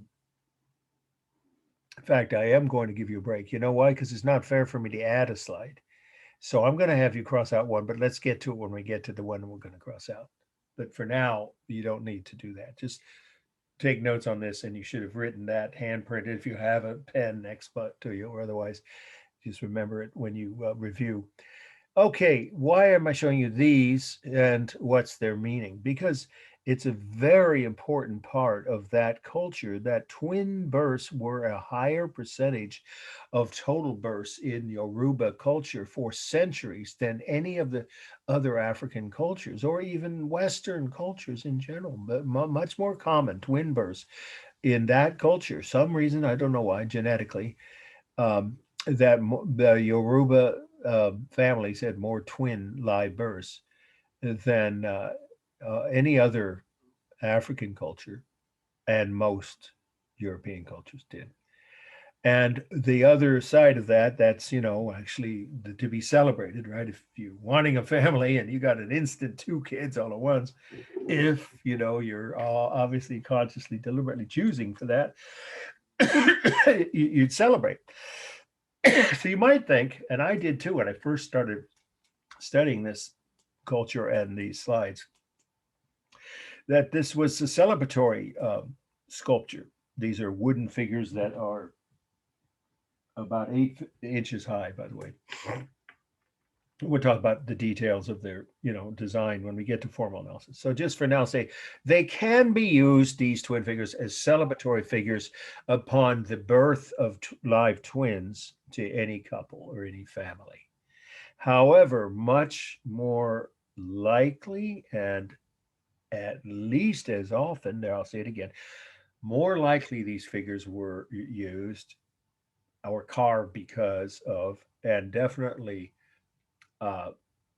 very often as mourning figure, one of which was a figure of the twin that survives. In other words, another way to write that is the death, it's called infant mortality, right? Stillborn, right? We're not talking about miscarriages now. We're talking about fully formed, 9-month-old babies that one of whom doesn't survive, and of course that still happens all over the world, but it happened fairly often in Yoruba, especially this far back over 100 years ago. So quite often families would end up having twins, one of whom would not survive very long, sometimes a few days. My wife's family had that happen with her way back. I'm talking about when she before she was born. Anyway, so it happens, and it happened more often in this culture than any other African culture. Just keep it simple. So they had a tradition going back hundreds of years where when those families that were about to have, either before the birth of the child to hopefully encourage the gods, right? Their belief was in multiple gods, their gods, to help safely deliver both children alive and have them survive more than, just a few days, have a healthy, live birth for both twins. And if that didn't work, there was a dual purpose, which is one of the figures was a mourning figure for the one of the twins that was lost. So it's very poignant. And I think you can see why this would have such a multi-layered purpose, these figures. But there's more to it than that, even, because if someone had either one or occasionally, heaven forbid it happen, both twins stillborn, die, either at or shortly after birth, then both figures could be used. So if either one or both twins died after childbirth, then this family would already have these figures carved, or if they didn't, they could immediately pay, of course, someone to carve them so that they had the spiritual home for that deceased child's soul.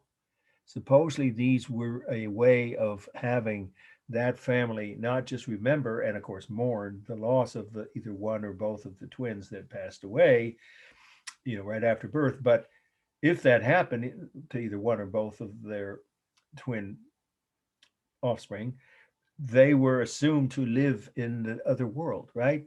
The spiritual world. And you could show your love for them and help make sure that they stayed happy in that spiritual world by A, having these figures of them carved, and B, look, see how they're dressed? You see that? You notice necklaces, right? And beads, right? Like a belt kind of thing, and even carrying some kind of, and around anklets here. I mean, they would decorate, clothe, feed, caress, all of the above. So that's what you should be writing now. Each of these figures throughout the rest of their lives, the parents who lost one or both twins, because they believed that was what their duty was, because they were still the parents of a deceased child. Now that's pretty powerful. And it's also a little on the kind of, poignant, I'll say. I won't even say sad side, unless you're someone in my case, I can tell you, I know what it's like to have something like that happen. Yeah, it's not something you get over quickly. I think it's in a way a healthier, don't write this, but that's a matter of opinion, of course. At least it has a more positive aspect to it than just mourning the loss of a child, which, like I said, I've experienced that at birth or just before, when they were premature. And having to deal with that and not have any outlet for it. These people chose to take this active role. If they were parents of a deceased baby, especially if they were twins. I'm not sure if they did that with non-twin stillborn births either. I don't know, but they definitely did when they had one or more of the two twins pass away. One or both, I should say. And I think in a way you can say that it's kind of psychologically, at least for them, that culture, a way of dealing with not only their grief, but a proactive, positive attitude towards that's part of, unfortunately, it is life that often happens beyond our control. And so they didn't just grieve or just mourn or just become sad and depressed. They had an outlet for their grief. And these figures are that outlet. Whereas if one of them survived, then that figure was, of course, a celebratory figure, right? So I'm guessing these two, don't write this now, because they're both decorated and they've been polished. That's what happens. They also polished them too. So after years of polishing by this family, the parents who lost these children, there would be a glossy sheen. That's the last fact about the meaning you want to write on the wooden figures, which would, of course, give them a kind of a powerful, sense that they had taken care of their deceased spirit, lost spirit child. It's a very unique concept that other African cultures believe in this too, but it's especially true of the Yoruba, or now what we call Nigerian urban culture that existed for well over 1,000 years. Okay, formal analysis. Well, they're two figures, so you have to say they're balanced. And each figure is itself symmetrical, of course, with all the body parts. So each figure is symmetrical. As far as the size of them, I think I already mentioned they're about 7. I think it's 7 inches. No, 8. Sorry, about 8 inches tall. Not counting the base. That's the museum. These are in a museum. So the original figures were just the wooden parts. The line here is all carved on the headdresses, the faces, the feet, the hands. And then we have the rhythm, of course, the breasts. These would have been babies, of course. Here we go. Sure. Hang on. Yeah, if you're just joining us, what I'm doing is I'm substituting. This is twin figures from Nigeria. I'm finishing up now with the formal analysis. These are in your, of course, you can go back and play the YouTube video to get the notes you missed, right? Because we got to keep moving. So this isn't on the current syllabus the way I had altered it. I explained that to everyone else, but just so you'll know, if you don't see it, that's why. Just hand write it in or remember it and then write it in later. Because it's being recorded, obviously. So again, twin figures, Nigeria, circa 1900. Anyway, to finish up on the formal elements, they have the rhythm of the breasts, the arms, legs, eyes, headdresses. And of course, they have some dynamic quality to the details, especially their head and, or you could say face, well, their whole head and headdress, and then the breasts. But the rest of the body is mostly stable, both figures. They're standing upright and fairly straight, looking at straight ahead. I don't see any larger or smaller masks. They're one single figure. There's no technique for modeling because it's just the shadows, in this case, from the museum that's displaying them. And then we have for space, well, two things. There's the real space of about 8-inch high carved figures. And then there is the technique of overlapping. Obviously the headdress overlaps their head and the attire. Well, here they weren't carved this way, but they would have always had some kind of attire, as I explained a few minutes ago, that was the task of the parents of deceased twins to keep their spirits in the other world happy. They would dress them and change their attire and give them jewelry and feed them and polish these figures of the bud. And that they believed rebounded to the happiness and well-being of the spiritual, right, deceased child in the spirit world. Okay, color, warm, no question, it's warm. I mean, it's true that this, I guess it's a belt. Looks like almost like what? Maybe fake pearls, I can't tell. But that's not part of the original figure. The figures were. Okay, number. Pardon? Go ahead. Go ahead. What? Yeah, they look like they're both where one's white, one's black, but that's not part of the original figure. My point is the actual figures are all warm wood colors. And finally, texture. It's really good simulated. Oh, yeah, and line. I forgot. The texture is quite well done. Look at there. They even have the striations. Some people call them scarifications, but that's really kind of an awkward word. They're striations, stripes carved when they were younger into their chin. Now, of course, these twins, one of them might have survived, one died. We don't know. Maybe both died shortly after birth. But if they had grown to adulthood, they would look like this and they would have that kind of marking because that was a tribal tradition among Yorubas that, once even before, like in adolescence, before you became adults, you would have, I mean, it's cutting. That's what it is, right? But it's a voluntary thing. And of course, then it heals over and it becomes lines of scars. They're called striations. You can say scarification if you want to write that long word instead. That's what Stockstead says. Either word will do. And that creates, of course, simulated texture, as do the face, the details of especially the lips. And then there's the real smooth texture. There's both simulated and smooth textures here with the polished wood of their bodies. Okay. Now, I'm going to tell you that I'm going to cut this because it's not fair to give you an extra slide and end up with one more than I told you we'd have. And so here we go. Now you should take your pens out. If you have pens, I hope you do. You should have them with you every night in case of this kind of thing. We're looking 3 slides from the bottom, okay, which says decorated building in royal compound, Republic of Congo. That is an awfully long title plus which there's a lot less to say about this slide. I'm going to tell you about it, but you won't have to take notes. And then we'll go to the other three must knows, and still in quite early. So take your pen and cross off this slide that's third from the bottom. Decorated building and royal compound. That's not going to be on the study list, okay? Everybody's clear? So that way we end up with the same number of slides as we originally I intended to have. Okay, here we go. So what are we going to see now? Well, let's go back to this figure here. I really like this tradition. This is spirit spouse. The name is self-explanatory. I'm not self-explanatory. Sorry. The spelling should be self-explanatory. But of course, it's two words, spirit spouse. I think everyone knows that's S-P-O-U-S-E. Ivory Coast is now the country, and 20th century is good enough. You could say, 1900s in this case, but 20th century is what Stockstead has. So we'll just say it that way. So the date's already rounded off. We don't know even the decade. Okay, so what is this? Well, now this one I particularly find poignant, touching even, in a positive way, not just sad way, like the last one had a tinge of sadness to what the purpose of those figures, the two twin figures were. This is different.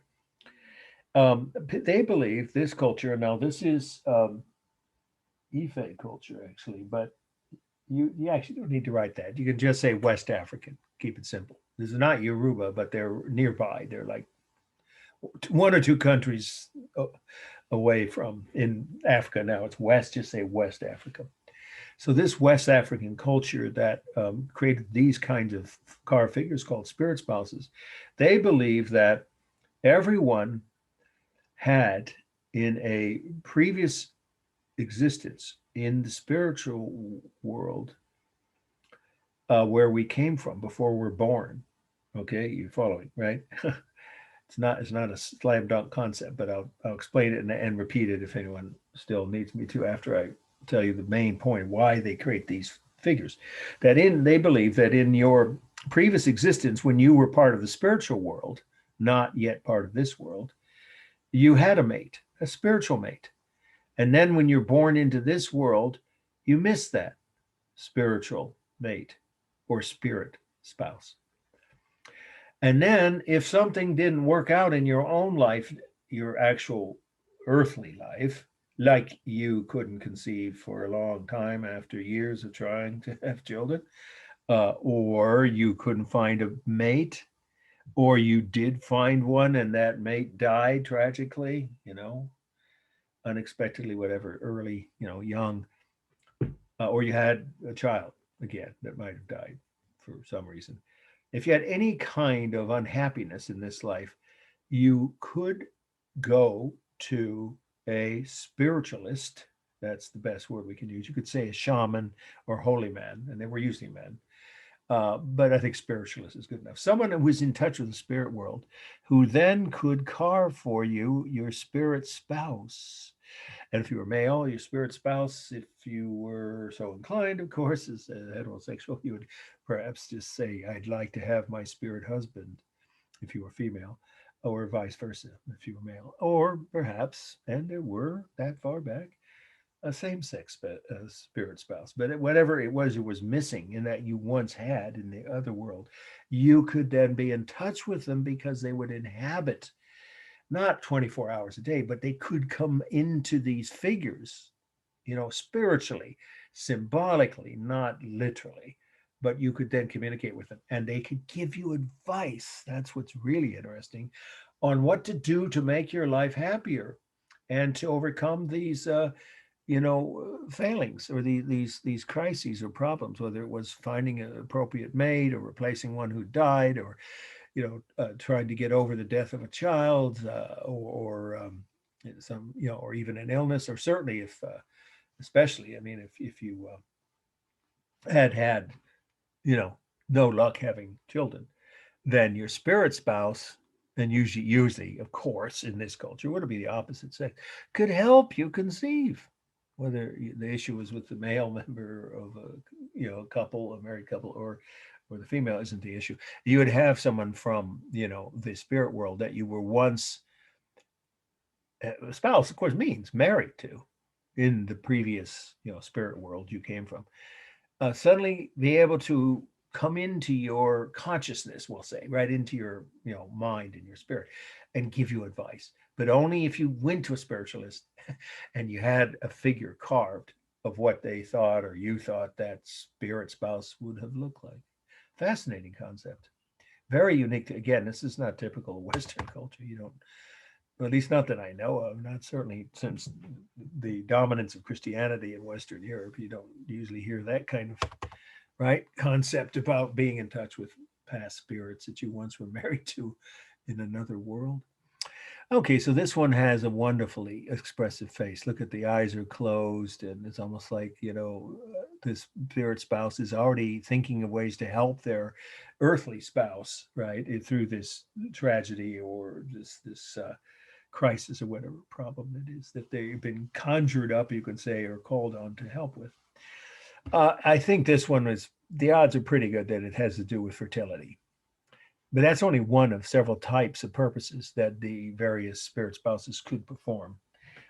Mostly not literally by making that person. We're not talking about like the movie Ghost, okay? You ever saw that? They wouldn't literally come into your body. They would just be available to communicate with through these figures, these figurines, because these are, this one, for instance, let's give you the dimensions, is 20 inches high, so less than 2 feet. They usually were about that, between 18 inches and 2 feet tall. Big enough to, make a presence or create a presence in your house. Of course, you'd keep them in your house. And you might say pray to them, but it's not quite that simple. It was more communicate with them and ask their advice. And if you follow the advice, hopefully that spirit spouse would help you resolve that problem. Okay, that's the meaning. Formal analysis, it's a single figure. I don't see larger or smaller masses here. It is already said real space is about 20 inches, but there is overlapping here with some of the, bands and looks like jewelry, I guess. And here, well, actually, those are striations again, right, or carved lines, right? So at least the headdress and the belt overlap figure. And of course, this figure would also be polished by the person that owned it in, showing that they cared about their spirit spouse's well-being and happiness in exchange for the help and advice that the spirit spouse could give them. They would dress the figures, feed them, somewhat like but it's a different culture, but similar concept, right? The twin figures, which had to do with, the passing of an actual, stillborn child. This is not quite that, but there is that similarity. You were expected to take care of these spirit spouses throughout the rest of your life, as long as you had them with you, to make them happy so they could then help you find happiness in overcoming the problem you were asking them to help you with. Okay, carved line is the line here. So there's no painted line, carved on the face and on the, you could say scars if you just want to say scars, but the right word is it doesn't like it sounds, striations, right? Which is a tradition of most West African cultures, not just the Yoruba. They did it seemingly more frequently and to more of their population, maybe, than some of the others. But the Ife did it too. And the Ife are another culture, you don't have to know about them at this point, from, if you take Art 1.1, you will, from what's now Nigeria, a different part of Nigeria. So it's a common West African tradition, the carved, when you were young, usually early adolescence.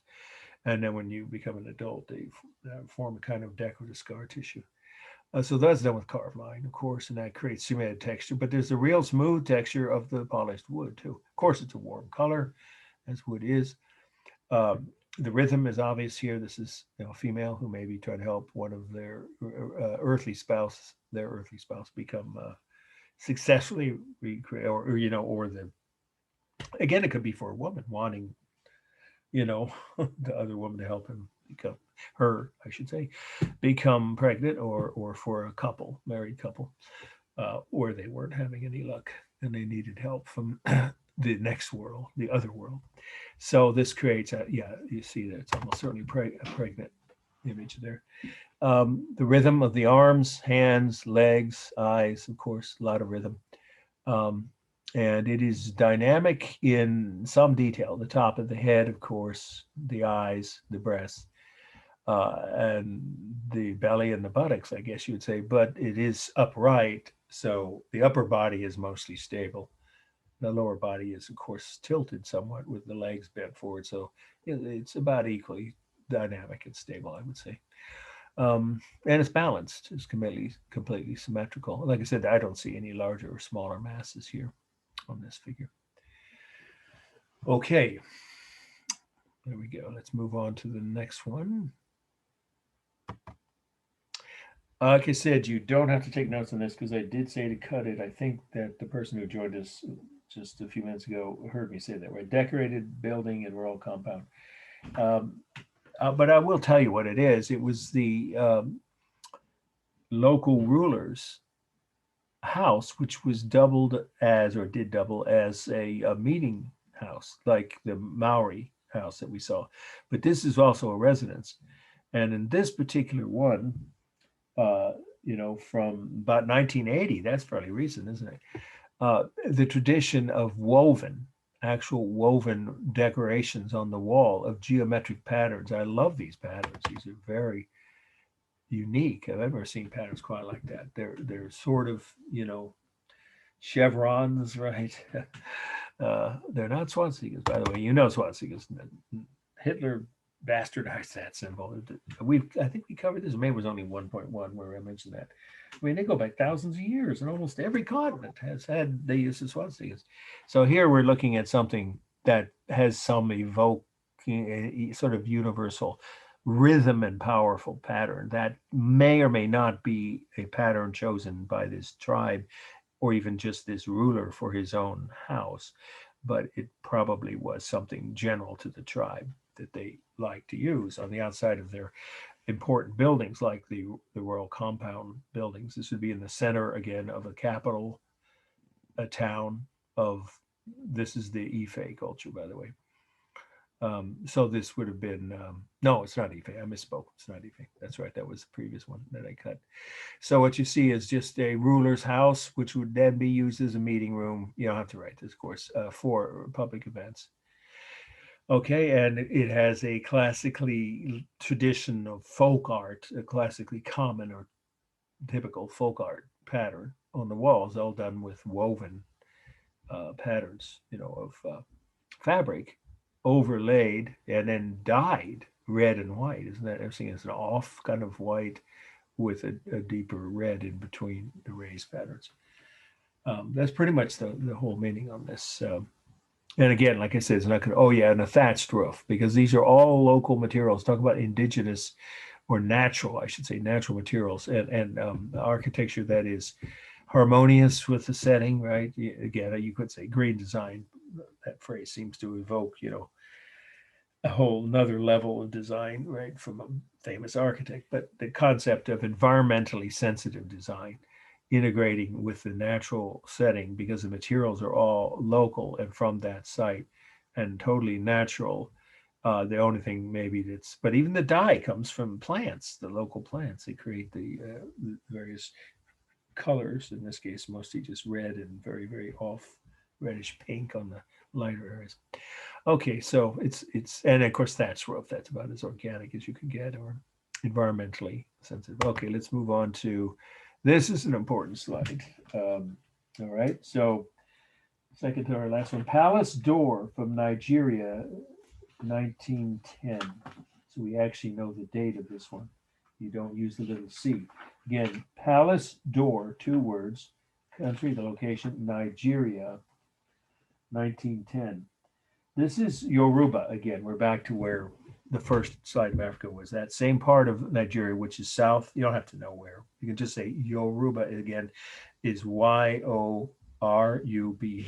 It was the most powerful and I believe the oldest urban civilization in what is now Nigeria. Okay, but at this time it was just coming under British rule. It had become a British colony fairly soon, or recently, I meant to say recently, before this.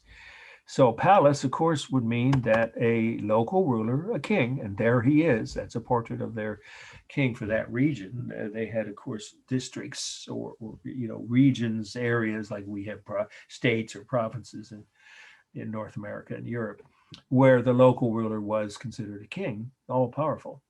And this image of him here, obviously the largest figure, remember this is true for almost every culture throughout human history. If there's multiple images of ruler and non-royal personages in the same work of art, the rulers are always shown larger than all the other figures around him. So that's the king, of course. He's got a crown on that helps identify him.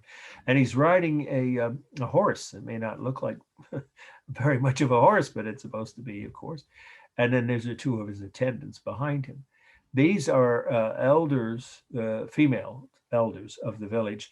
They're raising their breast as they walk along. That's a sign of greeting to whom? To the British consul who's coming here, kind of a diplomat, you could say, basically representing the British Empire. And of course, the goal was to get this, particular king to follow the rules the British were setting. So of course, the ultimate goal here is not to allow the local rulers as much power as they once had. But they were nonetheless, at least at the beginning of this visit, the first time this British consul, right, consul, right, is not a governor exactly, but a representative of the British government. First time he came to this village, he would have been welcomed. Maybe not after that, once he found out the rules that they were supposed to follow. But at this point, they were showing with the carvings that this was a ceremony welcoming the British consul. And up here we have, I think, his current wives, yes, and children of the king. You see that they're larger than the elders, females. And then down here is fascinating. You get down to the lower level, you've got servants carrying gunpowder, because they already had that by this time in their military, and African cultures all over the continent had it by well before 1900. And then here are some craftsmen or servants. And then this is the most evocative image. Let's see, I think we can, yeah, there we go. A dismembered, some think a criminal, others think an enemy captured in a battle. Either one, a captured enemy, warrior or a convicted criminal, they are literally being tortured to death. They're being dismembered, which of course happened all over Europe for a long time, well up into the early 1800s at least. And so that's punishment from for someone from another culture who they had had a battle with, fought with, therefore was an enemy. So of course it wasn't considered excessive to do that, at least at that point in history, in this part of the world or many other parts of the world. Or it could be criminal, because criminals were punished this way too. We can't be sure. There's no written evidence of exactly who that is. And then these are probably past rulers, the images of ancestral rulers going back, multiple generations. It's fascinating work. It's bas-relief, carved, right, figures off a raised background, and it is nearly 7 feet high, this door, which is a pretty, right, massive piece of woodwork. Now, the kind of wood you don't really need to know.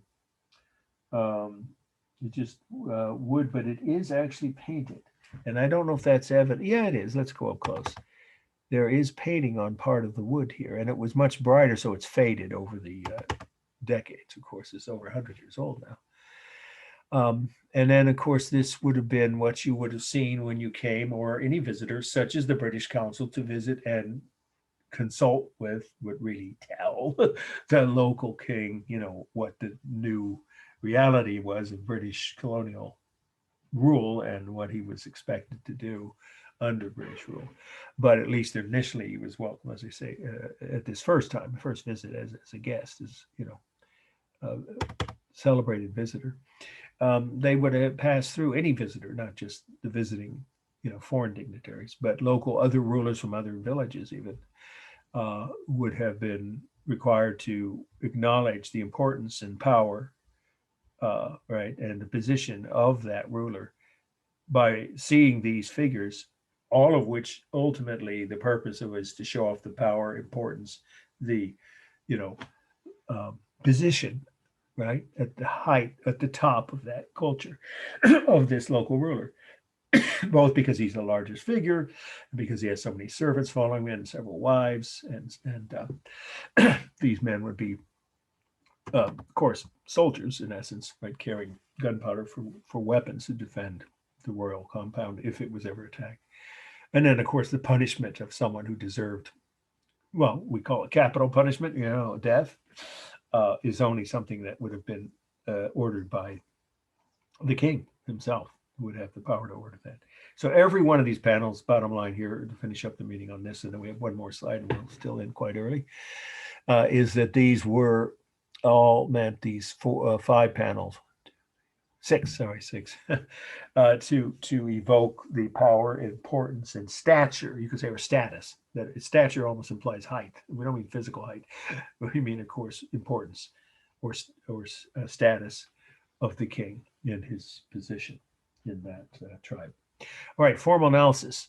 Well, there are some cool colors here. You'd have to say, right, on, let's do this. Yeah, on the background and on some of the clothing, and even it looks like on the body of the horse that the king is riding on. And then you'd say there's some on the hair of some of the figures, at least these 4 female figures. And so there is some cool kind of off gray, kind of, yeah, just say gray color, but most of it is a real warm color of the wood. There's some texture, which of course is very evident on the king's body and on the headdresses and or hair of all of the human figures. And that's all done with carved line, but there's also the real rough texture of the wood. For space, we have overlapping. There is no diminishing size, and don't make the mistake of thinking that this has register line, just because these are not groups of figures further and further away from us. Or if anything, that would mean the king is further away, because the higher up in a register line technique, the higher up on the lines a figure is, the farther away. Well, the king isn't further away. He's supposed to be in the center of the village as the new British consul has arrived to greet him. So there's nothing to do with any technique of space. They're just separate scenes. That's also the only technique for space is overlapping here. But it is also the real space, don't forget, as part of the notes you're writing, of a door that has smaller than life-size figures, various sizes, and is itself the door. The whole structure is just under 7 feet, or just say nearly 7 feet tall. The largest mass is the king. That would be about there, and then his wives, and then I guess you could say probably his servants. Well, actually, it would be this tortured, dismembered victim down here. And then we have the rhythm of the bodies, of course, human bodies, obviously with their heads, arms, legs, each one forms rhythm, as do the faces of their ancestral rulers, their past rulers, and the borders of the patterns around it. All right, and again, that's all done with carved line. And this is painted, but I wouldn't say it's painted line, so painted surfaces here, but really isn't line used. I mean, paint, sorry, I meant to use this line. There is modeling, of course, with any bas-relief figure. By definition, there's shadows behind the figures and around them, or you couldn't see them. And it was part of the composition and intended to be that way. So yes, strong modeling is a technique here. Balanced, yes, each human figure is balanced pretty much, except this guy down here is missing one side of his arms there. But all the other figures are symmetrical. And then each panel, yep, if you go along, I mean, you could say this panel, yeah, I guess you could make the case that the one with the king, the second one down, is unbalanced or weighted toward the left because he's larger and his horse is larger. But all the other panels are equally divided left to right, right, with figures equally spaced, and of course, top to bottom as well. And are they stable or dynamic? Well, the individual figures, almost all stable. But there are dynamic details of, like some of the arms and of course the tops of their heads. But most of the figures, and certainly this whole section of the far left here with these, bas-relief faces inside squares, that's that's almost entirely stable. So it's mostly stable. All right, we got one more. And this one is also still on your syllabus. I didn't change or cut that. And the title of it, here we go. The last slide for tonight is Reliquary Guardian. I'll have to spell that for you. Reliquary, I've heard people say, but reliquary is how most people pronounce it. Is the first word is Reliquary. Reliquary,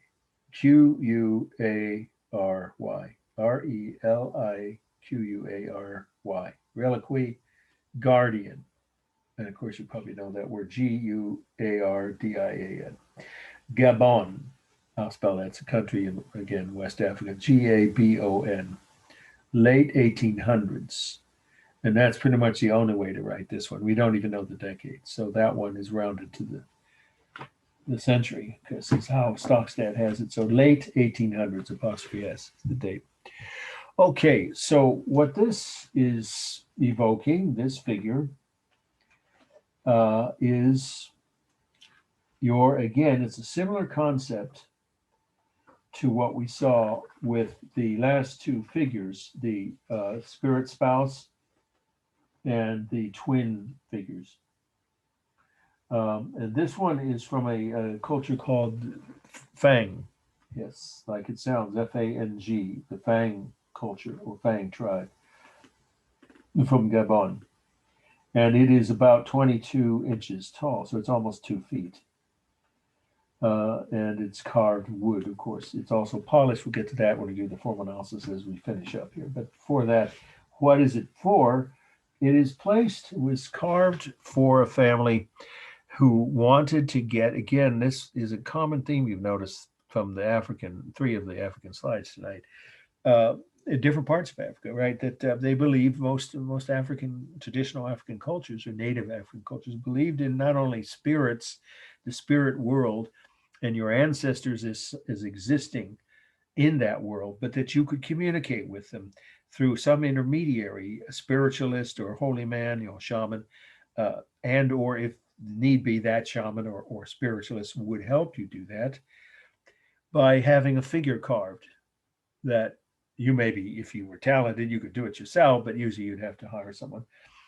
In this case, this is an image of an ancestor that they may or may not even meant to invoke any individual person as a portrait, but just their ancestors in this one family in general, who they needed to communicate with, again, for what? For advice, for help with earthly problems, with crises, with some kind of unhappy events, or lack of success in some aspect of your life. And it could be any of the things we've covered, but I'll restate them briefly.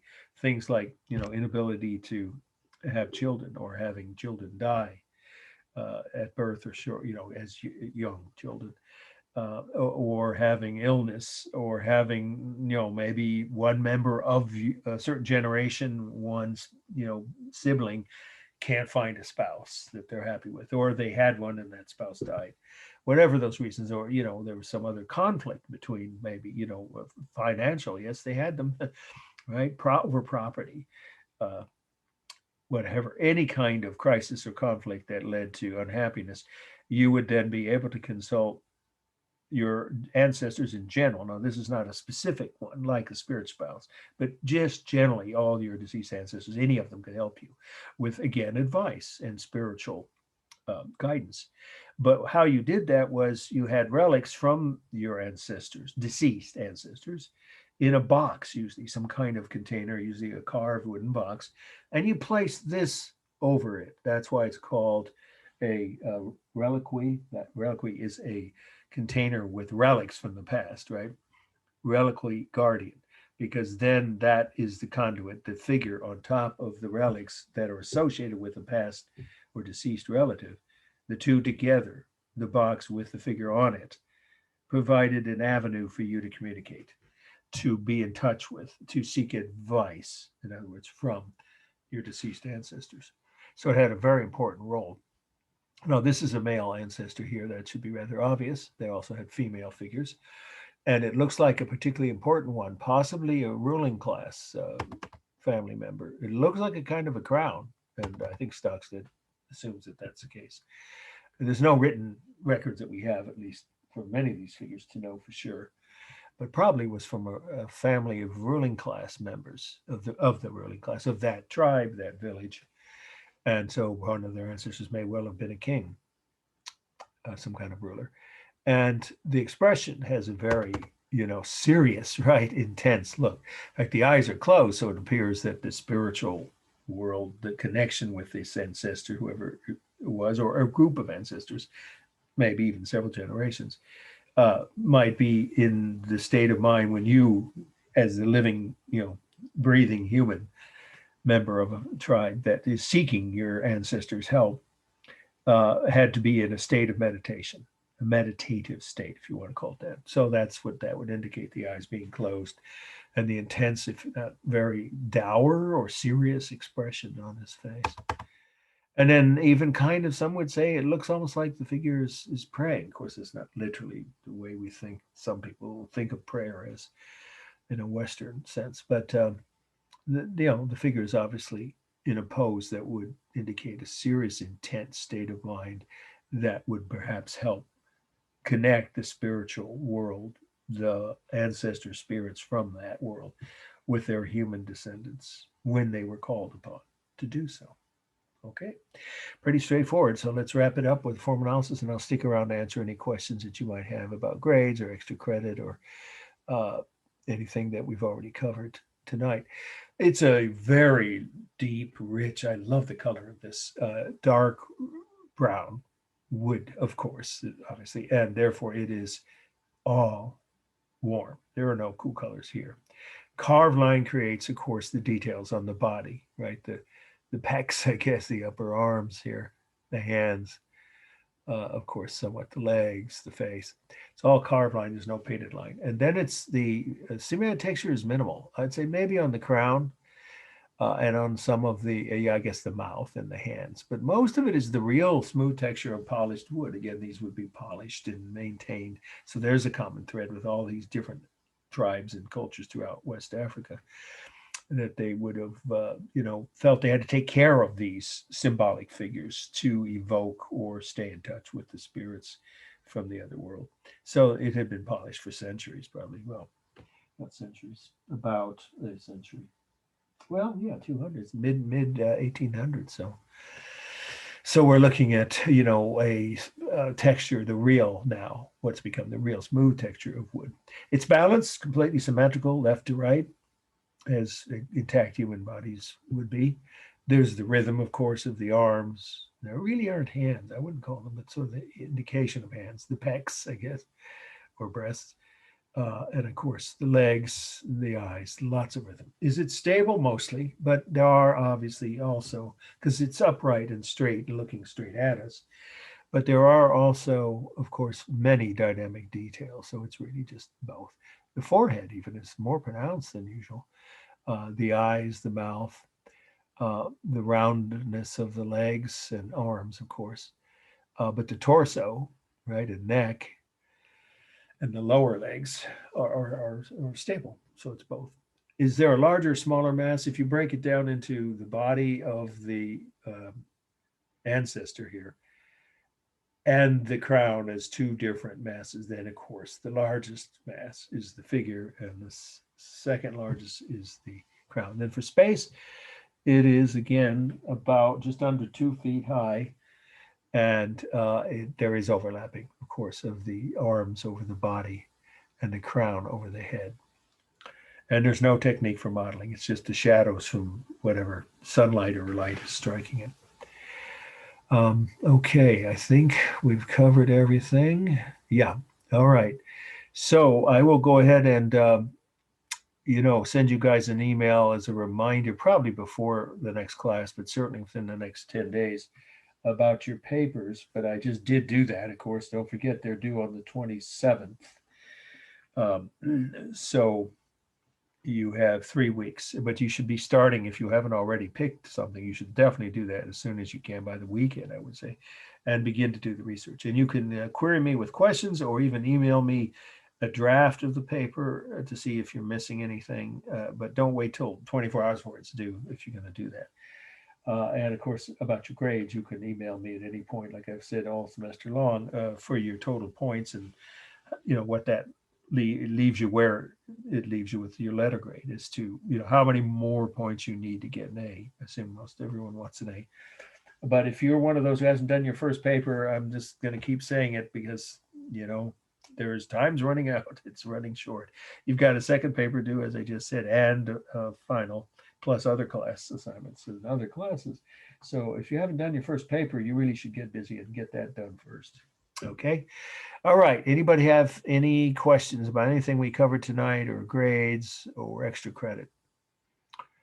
Don't forget, extra credit, you have that option right up through final exams week. But again, don't wait till the last minute, because you got other things you have to take care of on the week of finals. But I do allow up until the weekend after the final. I'll send you an email and remind you that you could make up. Nobody's gotten more than about 20 points.